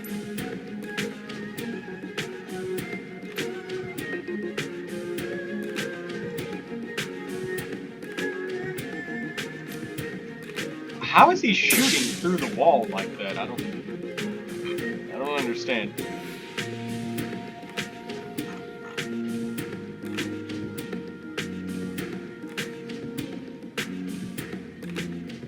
Some things aren't meant to be understood, I guess.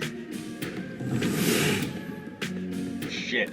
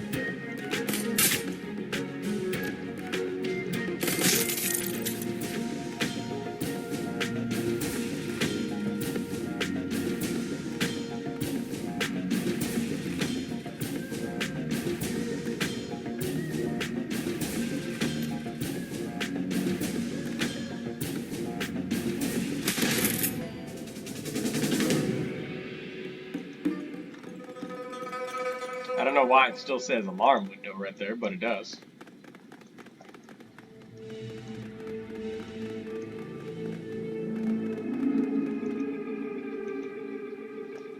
I don't know which one of these guys was her boyfriend, but he's dead now.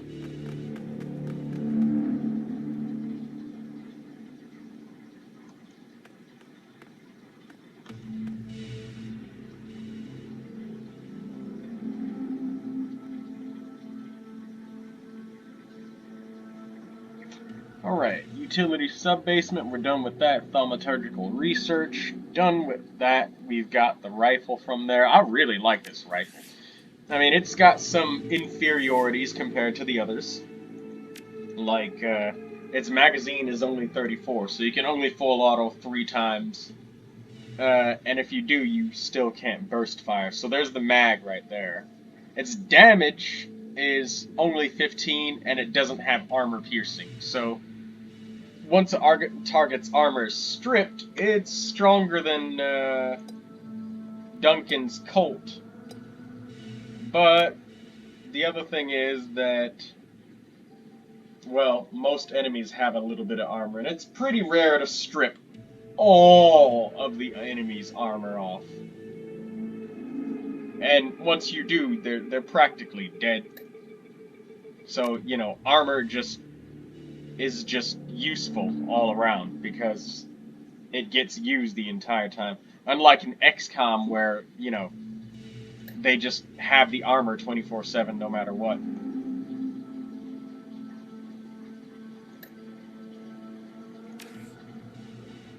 Or that you just strip it off entirely all in one turn and then kill them.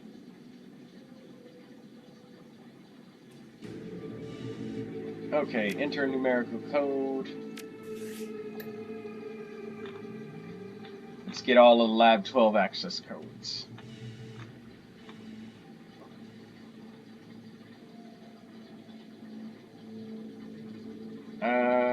Foreign account records.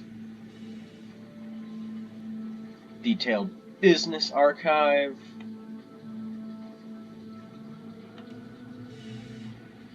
So 25301 is one of them.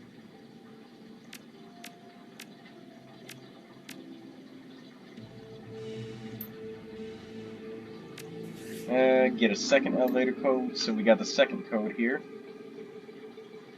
44526.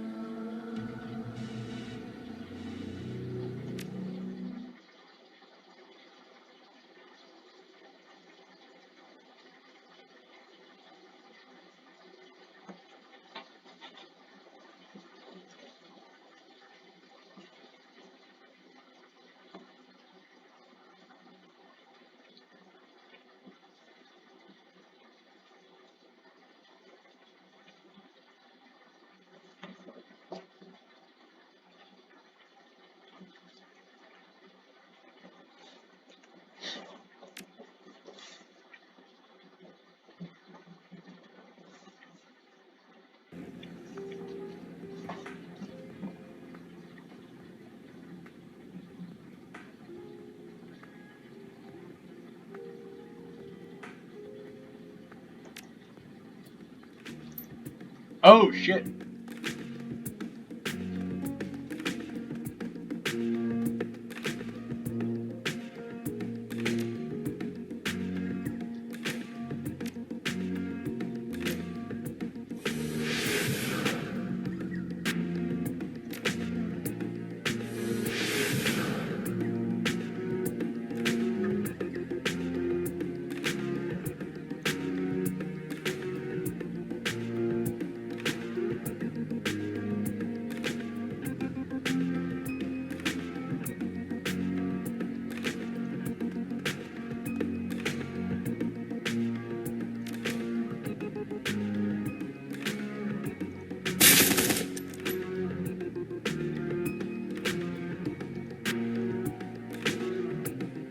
The Remington Smart Link shotgun. Handy weapon. And it hits hard as fuck.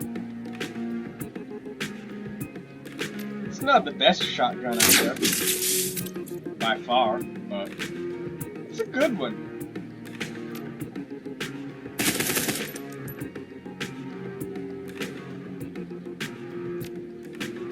Definitely worth considering giving this weapon the time of day. Also, god damn!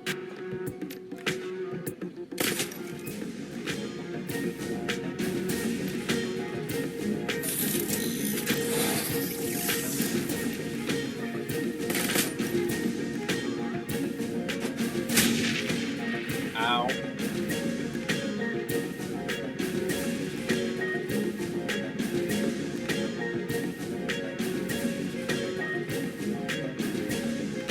You're under arrest.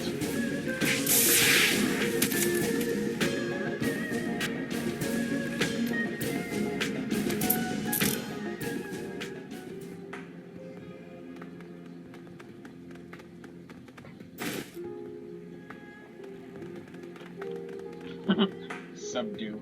It's possible to get another stun gun earlier, but that stun gun has a 2-round magazine and a much longer reach.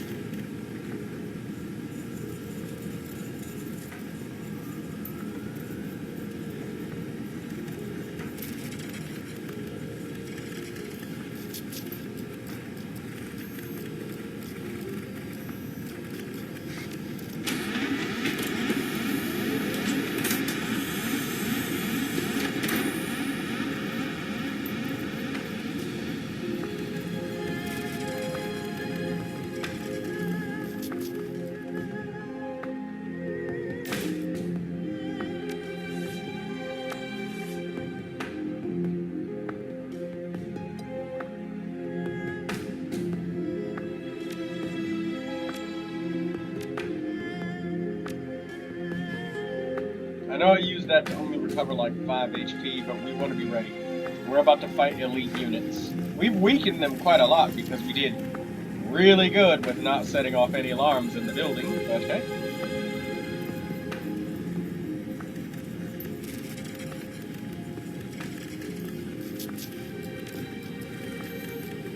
That's Raymond right there. You can see him moving.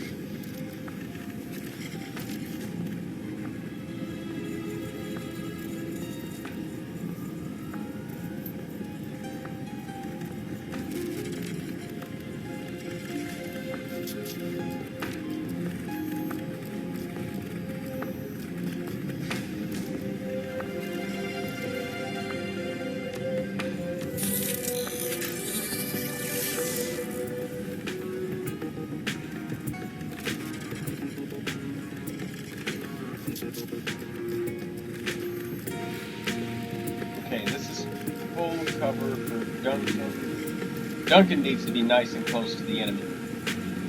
Or rather, that's where I want him. Gobbet, I want you in full cover nearby.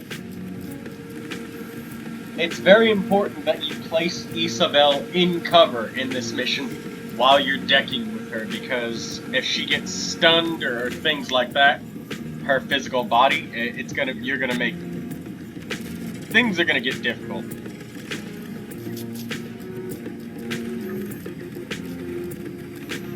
I'll cover the other flank with Itchy.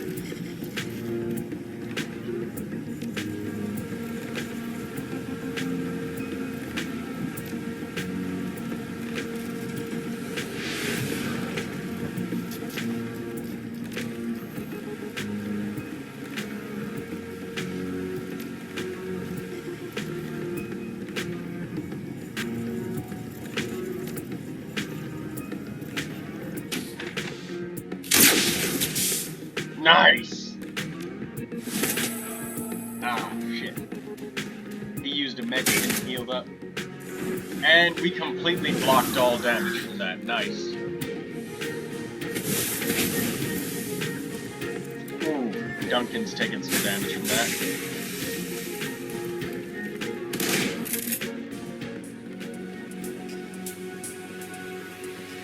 Alright, Isabel.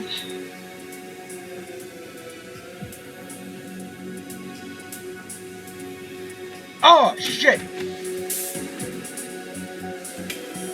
Alright. We don't need the exploder yet.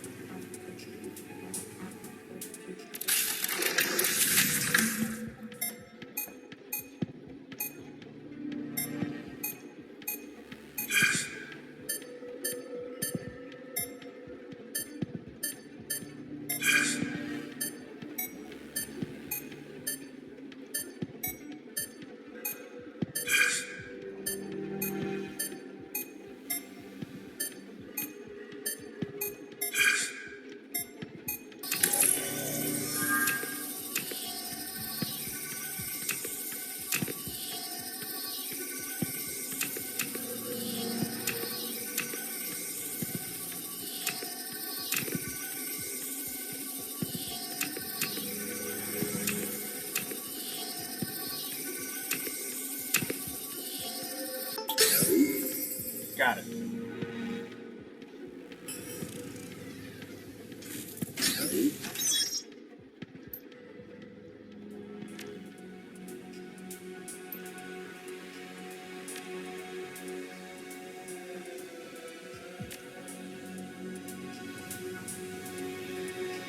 It's gonna take Isabel time because these things have some security.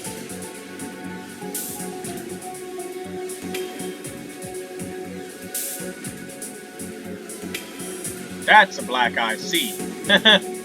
I'm in danger.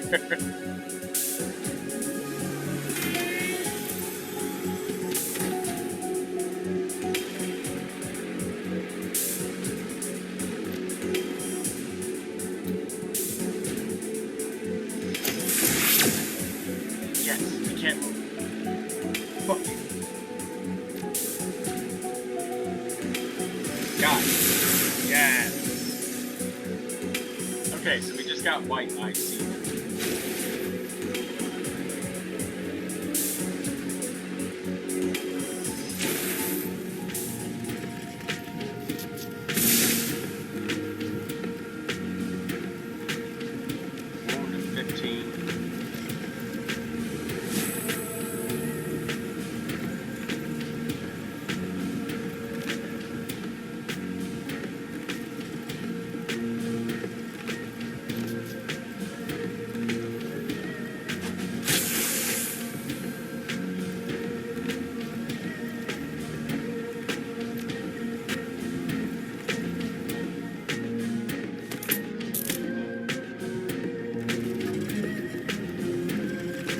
When they're unbalanced, you actually get an accuracy bonus against them, so that's cool.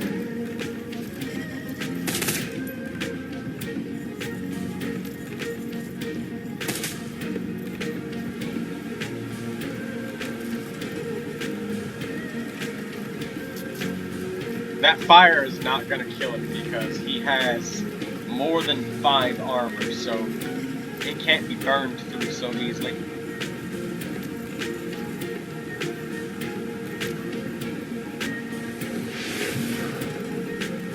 Let's give Duncan haste and allow him to move back into cover.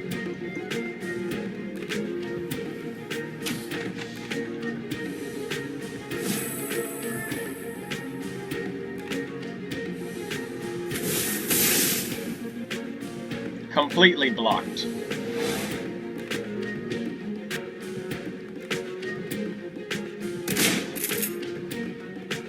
Blocked out completely.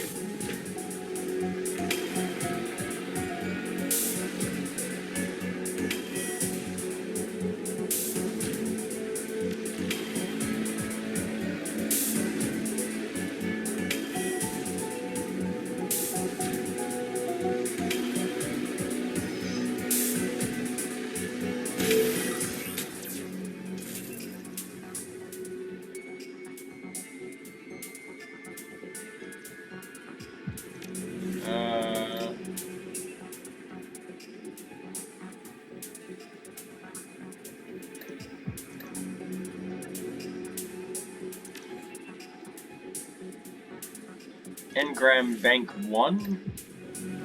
Dawn.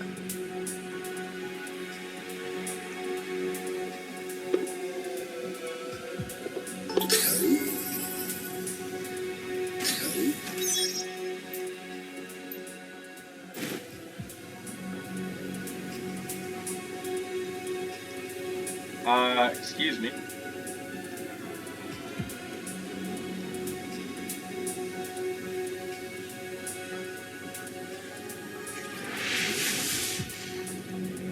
In case you didn't get that, fuck.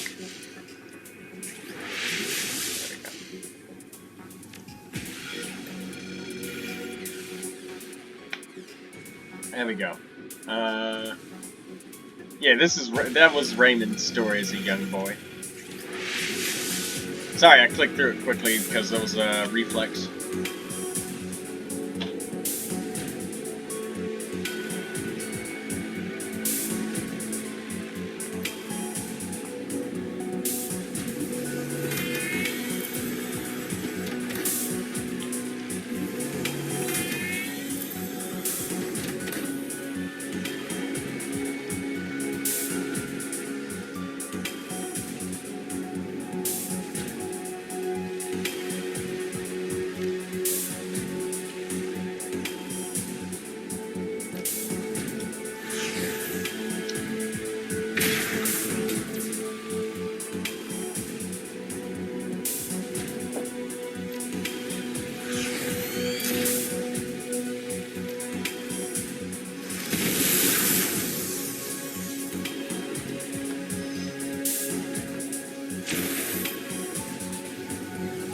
High price to pay, but it's damn near an instant kill. Guaranteed. Oh my god! Well, rip that fucking assassin program. Cause that shit's not coming back.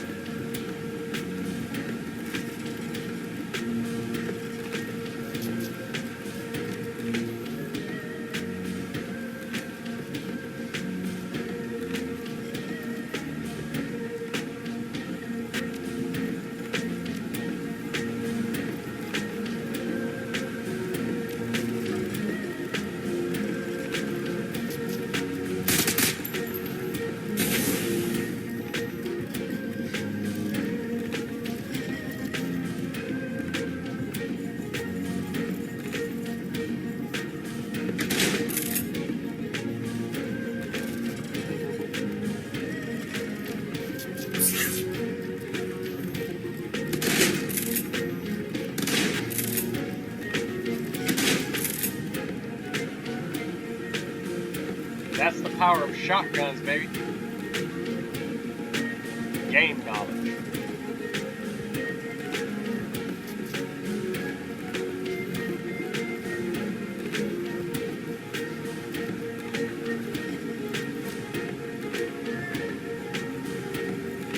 Let's see what weapons they got here. It looks like all shotguns and assault rifles. So I'm gonna take out the mage. Focus fire his ass. He's out of cover. Finish him.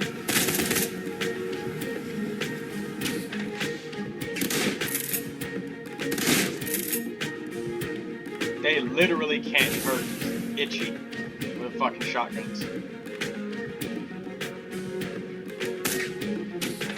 There's literally so many fucking security personnel, they can't even all get through the goddamn door.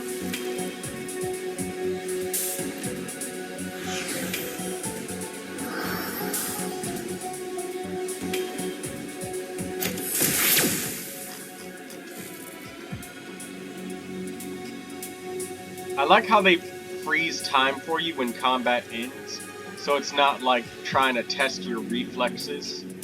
Just like, oh, you gotta click really quickly when combat ends, and you don't know if this attack is gonna hit or not. Alright, Engram Bank 2 Dust.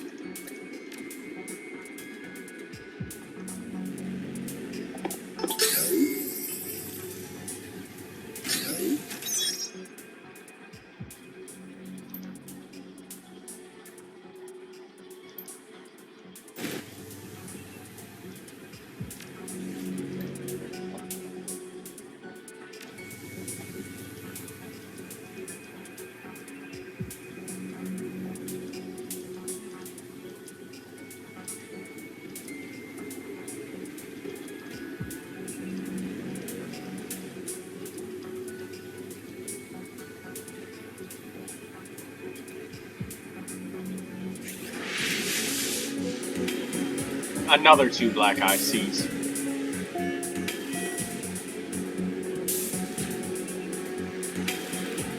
Oh shit, my tar blaster's on cooldown. That's not cool.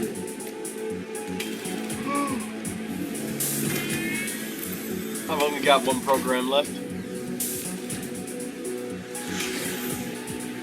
Shield program, shield yourself and then block the other one.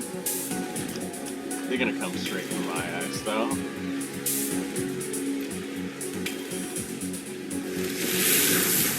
Shit.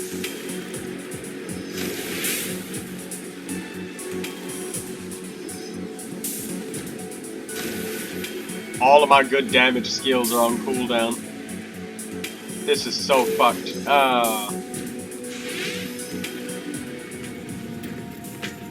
Alright, back to the battle.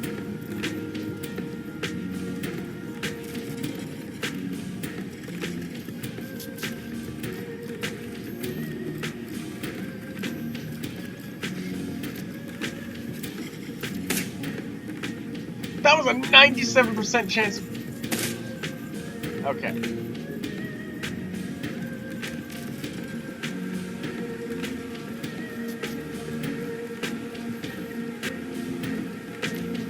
Alright, because of the large number of enemies, I'm gonna actually burst fire a little bit. Before we do that, though,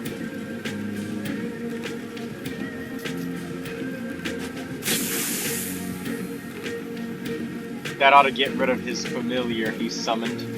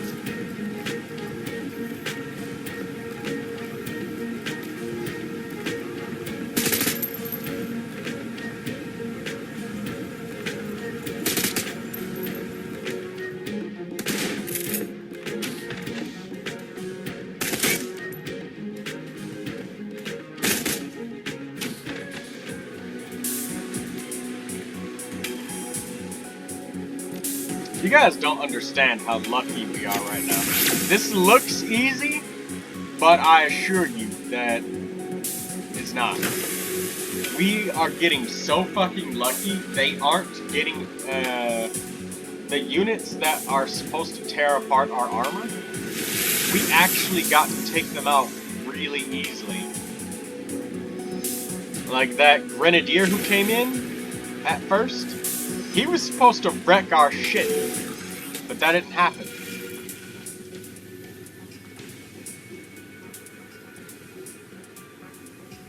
Because we ended up subduing him. Because we got a lucky crit on him, which took away all of his actions.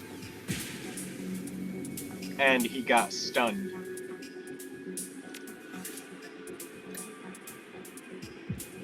Knight.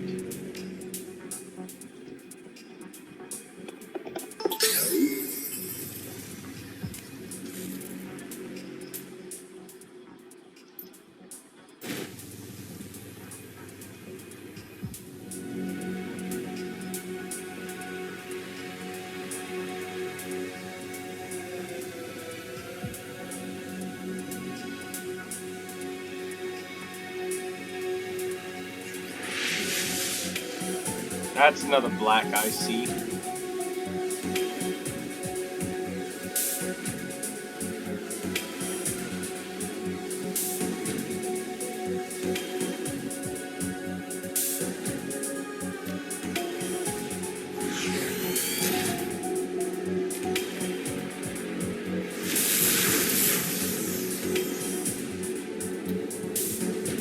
Oh shit, I wasn't paying attention to that thing.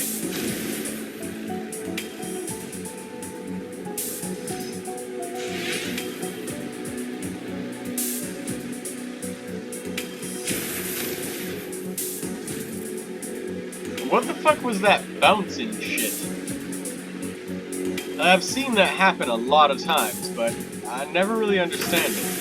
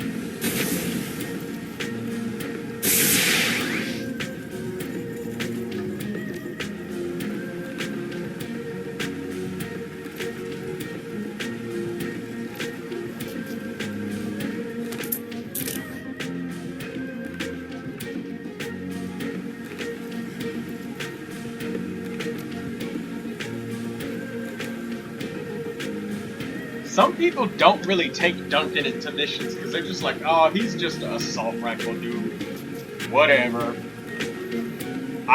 Everybody else offers way more than that. No. They don't. They don't. Duncan is a fucking monster, okay? There's a reason why they call him Duncan, because he fucking dunks on enemies. Whatever you send him up against, he's slamming that ass, alright?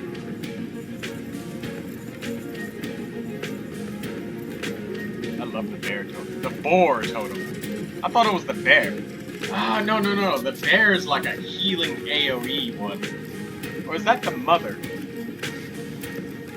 I don't remember.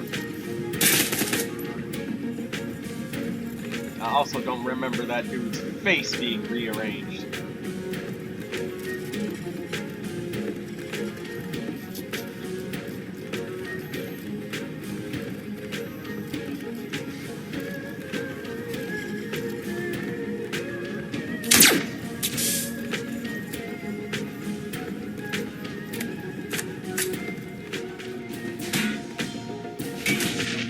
Have that back.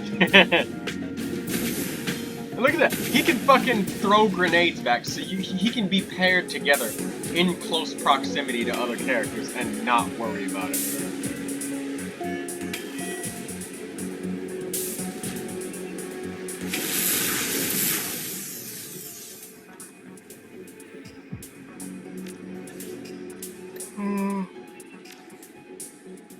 Noon.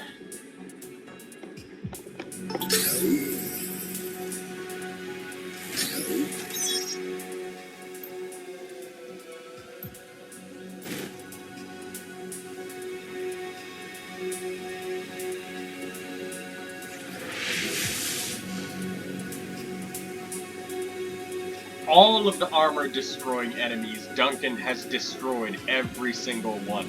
And he's thrown their grenades back, he's insta-killed them, everything. He's just fucked up all of the enemies. Also, one thing of note about armor in this game. I don't remember, but in XCOM... No, it doesn't. I was gonna say, I was thinking... if armor broke eventually after enough attacks, it doesn't in this game either. If the attack either breaks armor or it doesn't.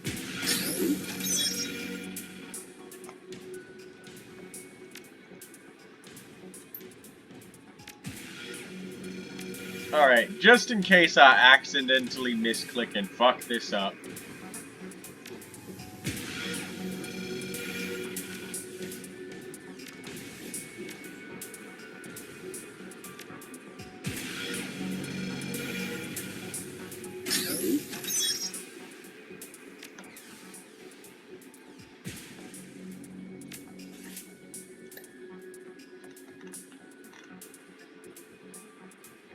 Young boy.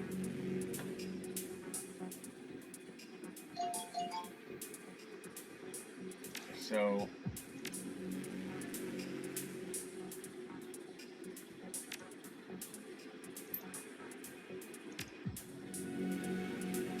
Slot 2.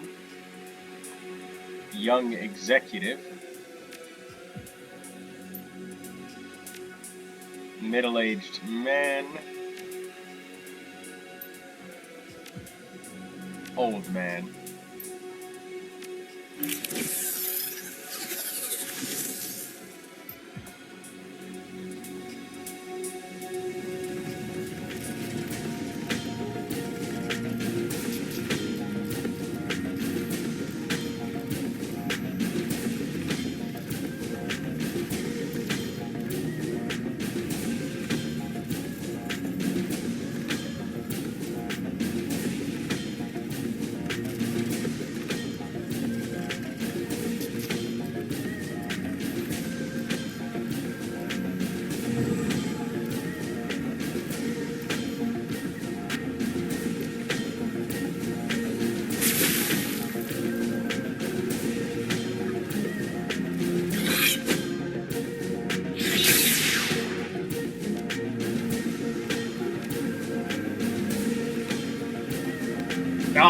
was gonna insta-kill him with Duncan. But yeah, nobody else has instant kills like this.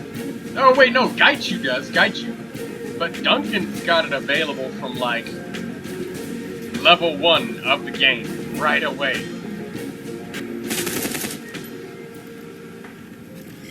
And Duncan's is non-lethal, so it's got mission utility, if you wanna not hurt people.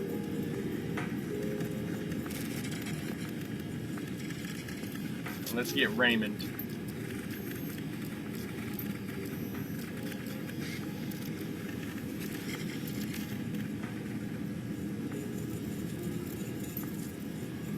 Martin!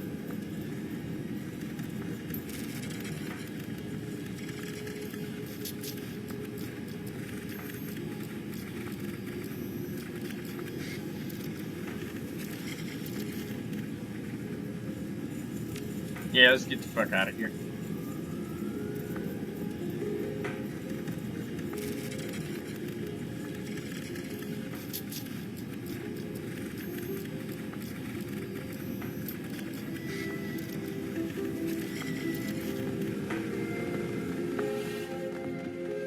We'll let a couple of them live. Tell everybody what happened here. Motherfuckers.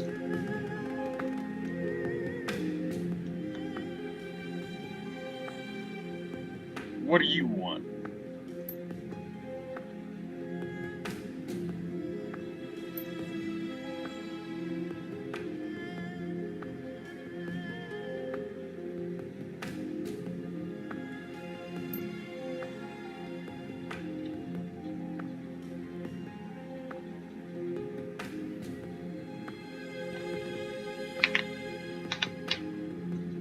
Show no mercy!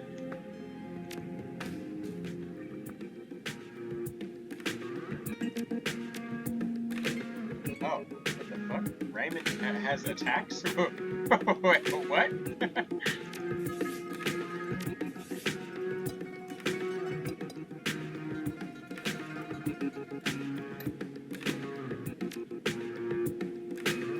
Just hand a weapon to Raymond.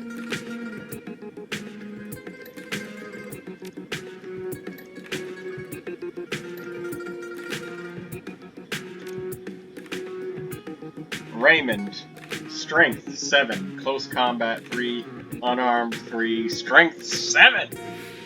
Boy, Raymond is fucking strong. What? Why? Why is he so muscular?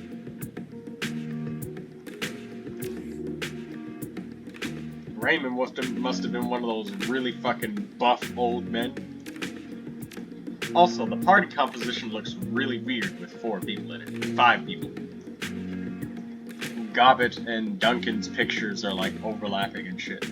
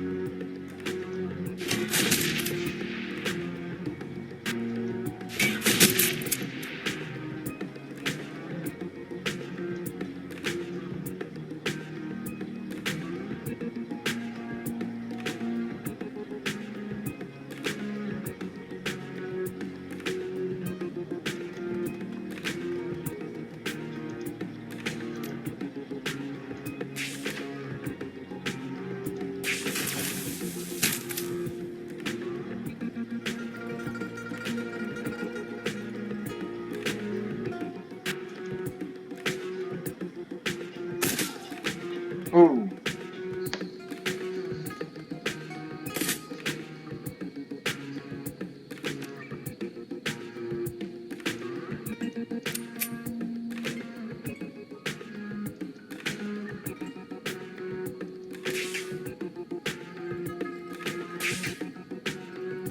Why is he missing? Maybe Gobbet should have buffed his accuracy. I didn't think he'd miss that much, though.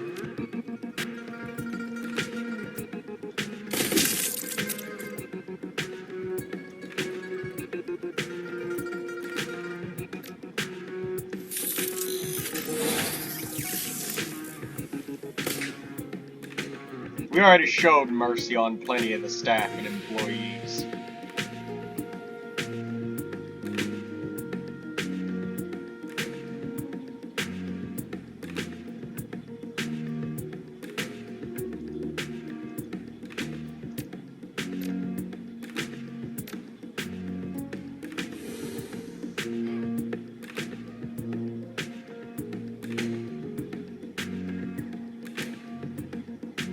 Is he not poisoned by it? What?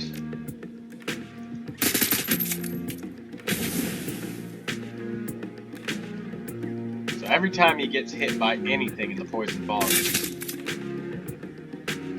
Okay, no. It's because he transitioned from cover to not being in cover anymore. Well, overkill the shit out of him.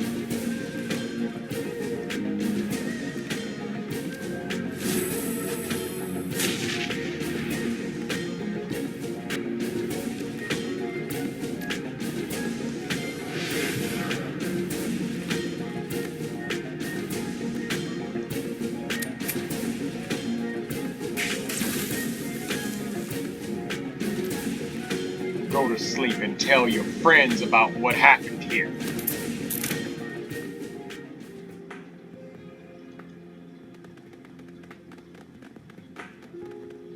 All of you.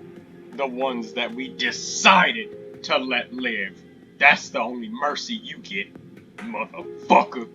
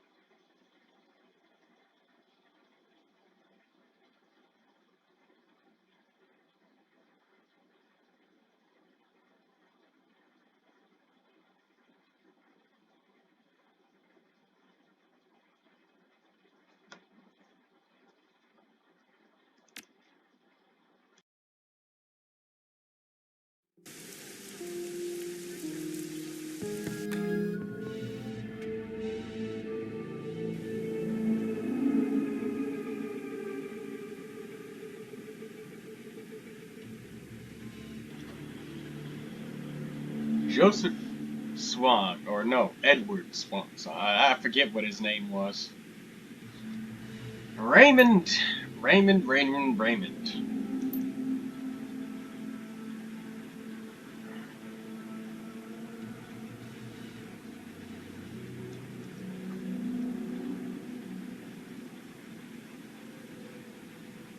Somebody needs to hold Duncan back before he fucking sinks his teeth into Raymond.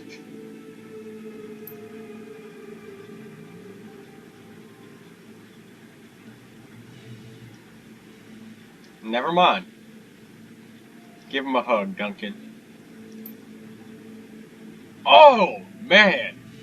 Raymond, you look like shit. I would really like to interrogate him right now, but I'm also thinking that maybe doing that is probably gonna, you know, squeeze whatever little chances he has of recovering right about now. Ractor and Gaichu's here, so that's cool.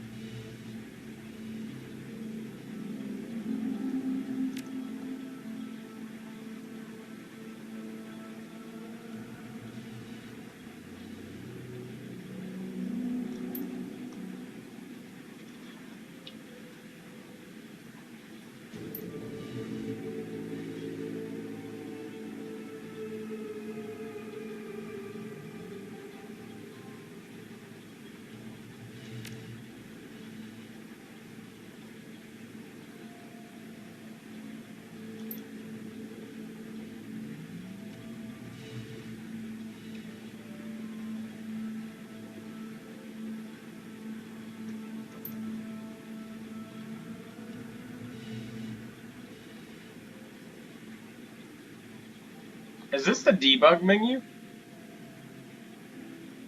I pressed Alt-Till thinking that was my Discord overlay, but no, it's not. It's Control-Till.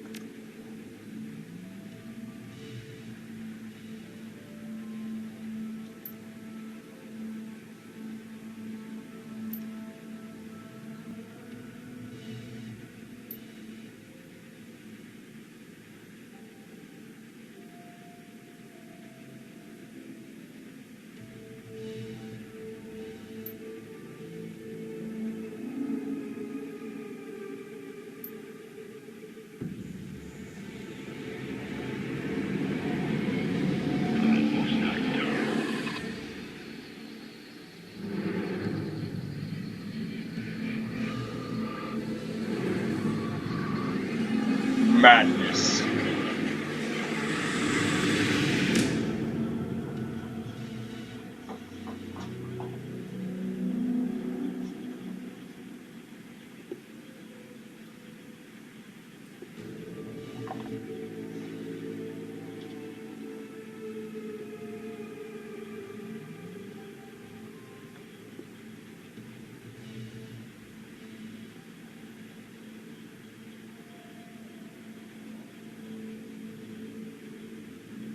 I kind of want to play with the debug menu, but at the same time, I also don't want to fuck something up and glitch out the entire scene, because we have actually gotten a couple of bugs here and there.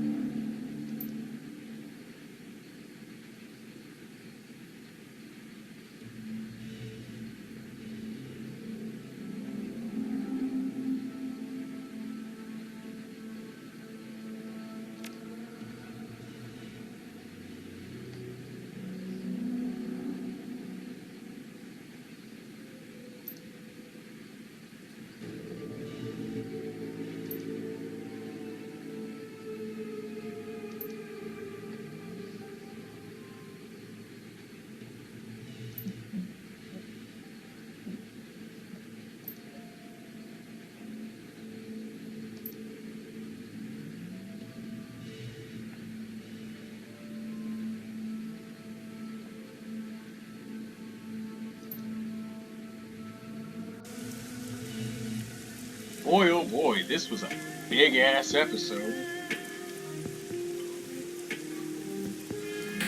We got a little bit more to do.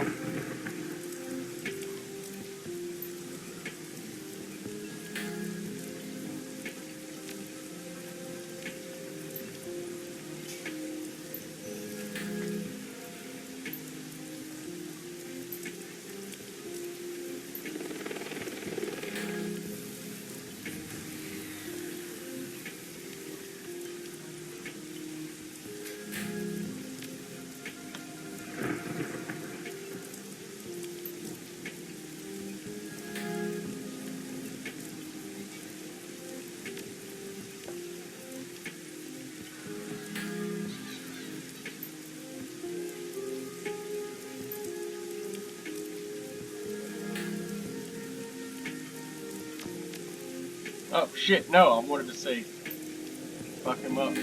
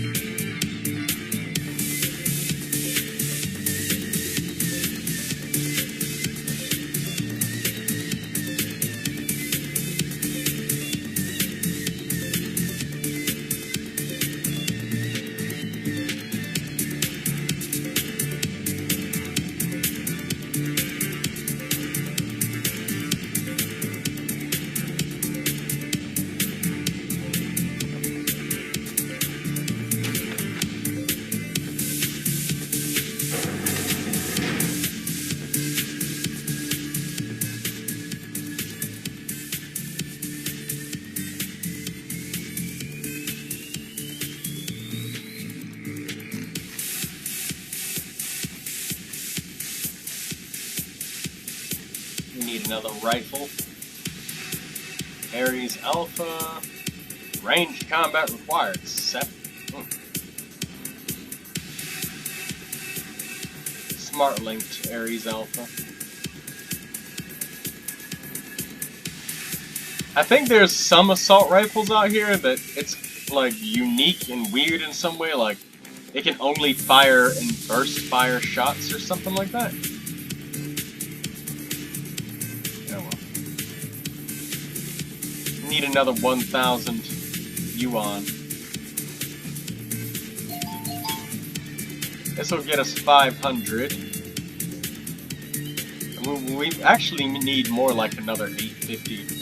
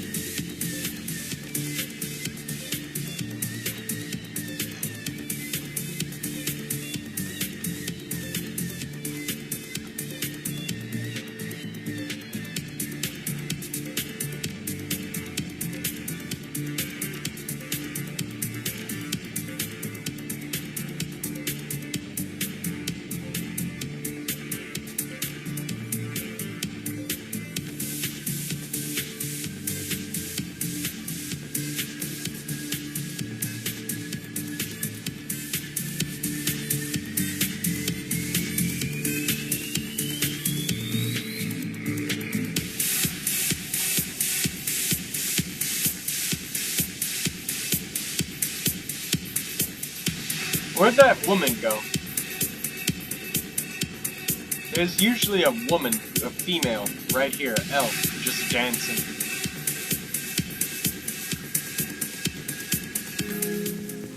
Maybe she got kicked out. Not sure.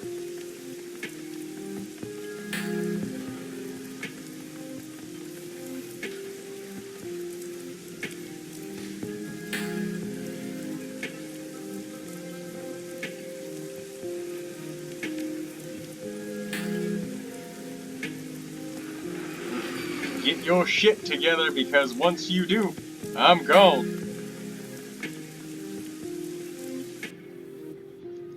Spider Shen says, I'm getting the fuck out of here.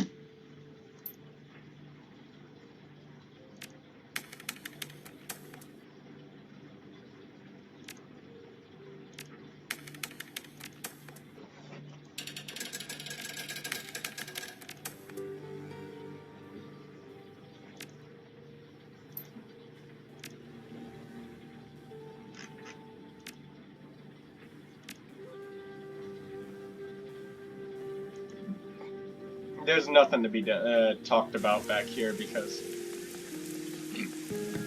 there's no rest happening right now. According to the story, we're leaving to go straight into the city. Little Crafty. Guess just gotta check on her.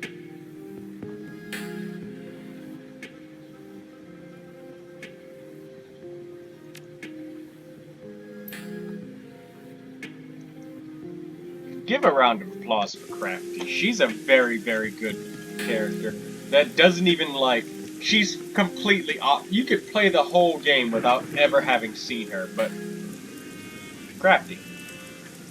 We got a special place in our hearts for her, alright? Also, where's Relatable Matthew? You son of a bitch. I need my drones.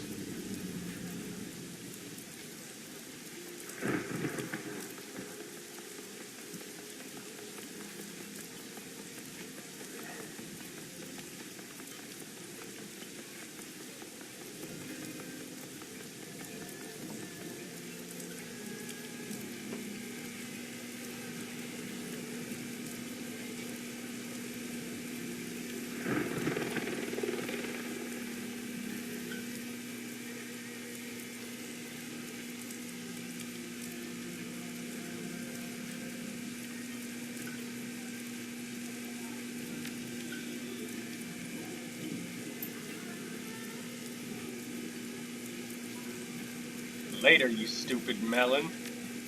Oh, why would you do that to Maximum Law? He's just a kid, alright? A kid who almost got murdered by the people in this neighborhood because he wouldn't shut the fuck up. But he learned his lesson. And he didn't have to get a tough lesson either. I don't know why we're glowing like this. I think it's a bug. Let me check.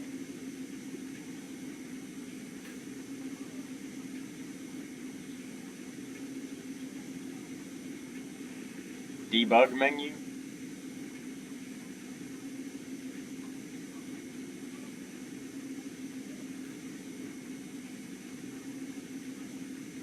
Cheats 0? What? Dice 70%? I don't know what any of this shit means. But everybody's mostly in here with Ambrose.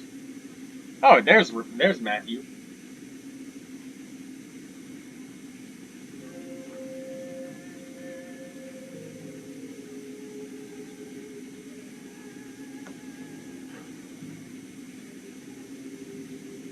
Hey! Snap out of it.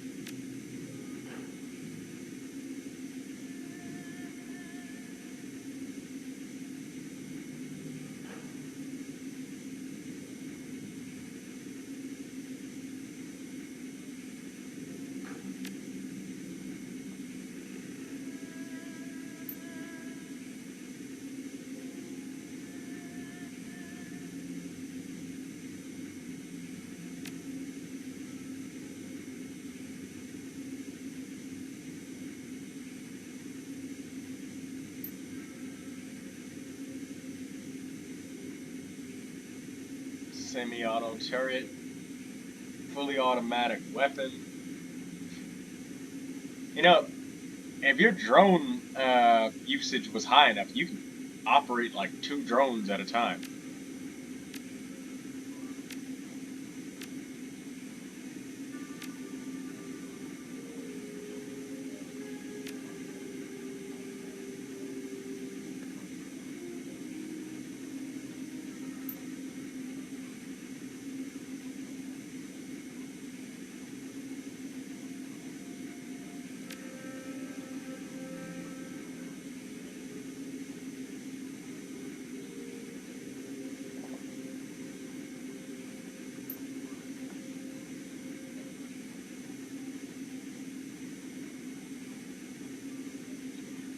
Get maximum law off the street. I mean docks or whatever. At least arm his ass.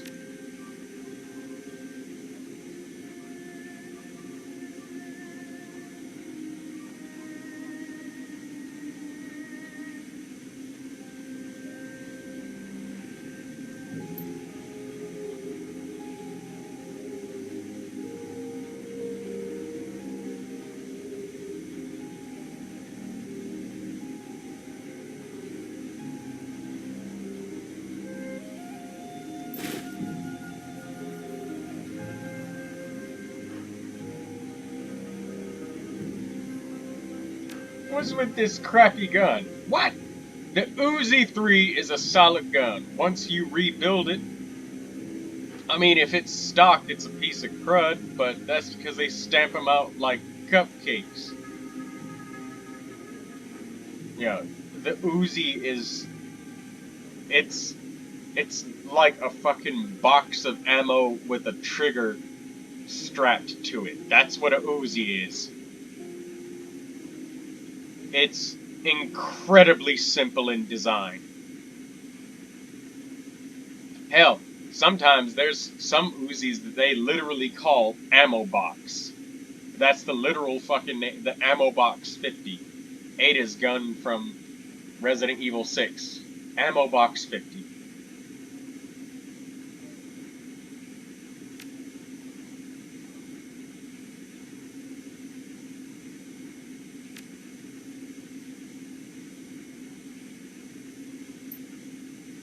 Get your ass on the table.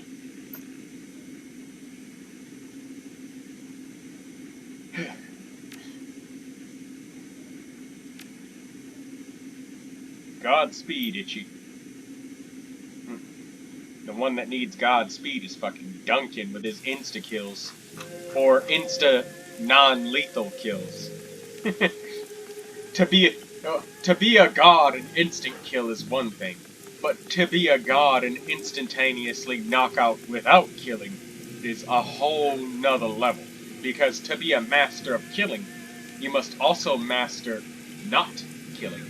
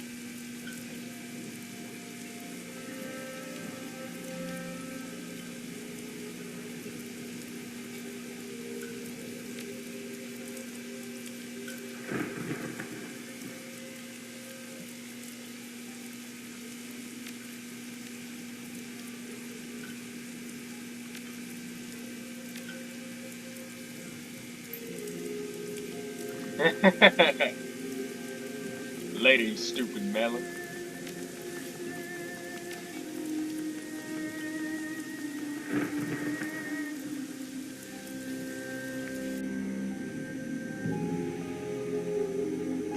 Look at how many people Ambrose is taking in, guys.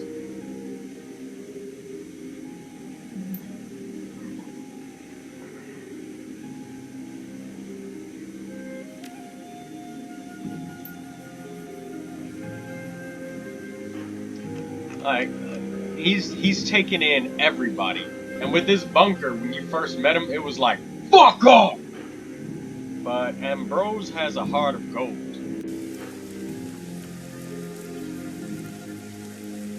And look at this shit just outside, right here. People are losing their fucking minds.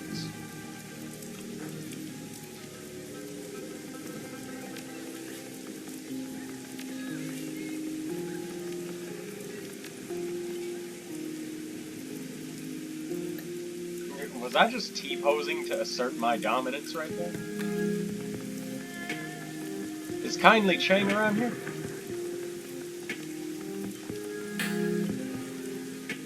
No, she's not.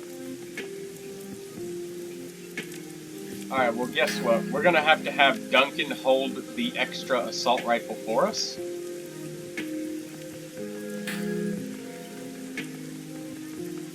And we'll continue onwards.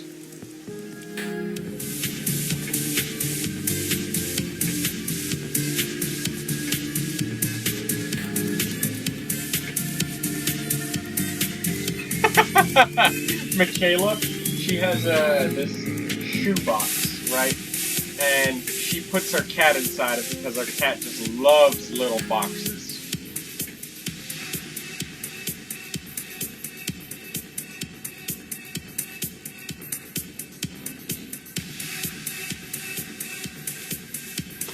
Better yet, you know what? Hong Kong Police Force EODC. Let's get it.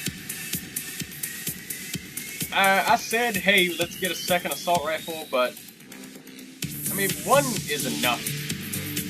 You only need 4 ranged combat for this weapon. And you need 3 strength for the sniping laser. Got it.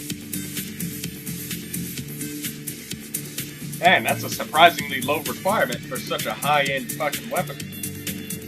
The idea is that if we had 2 assault rifles, we could full auto way more times before we needed to reload, but we're good. Let's just get some armor and top ourselves off, huh? Let's get the biggest, fattest, heaviest fucking armor that there is. Even though they all give the exact same amount of armor, they just look different.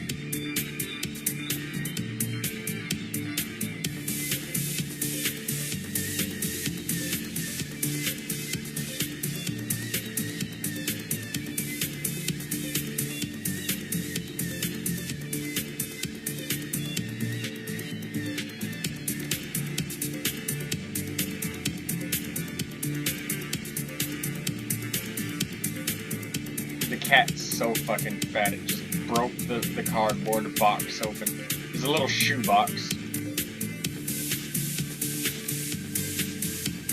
Fat ass kitty.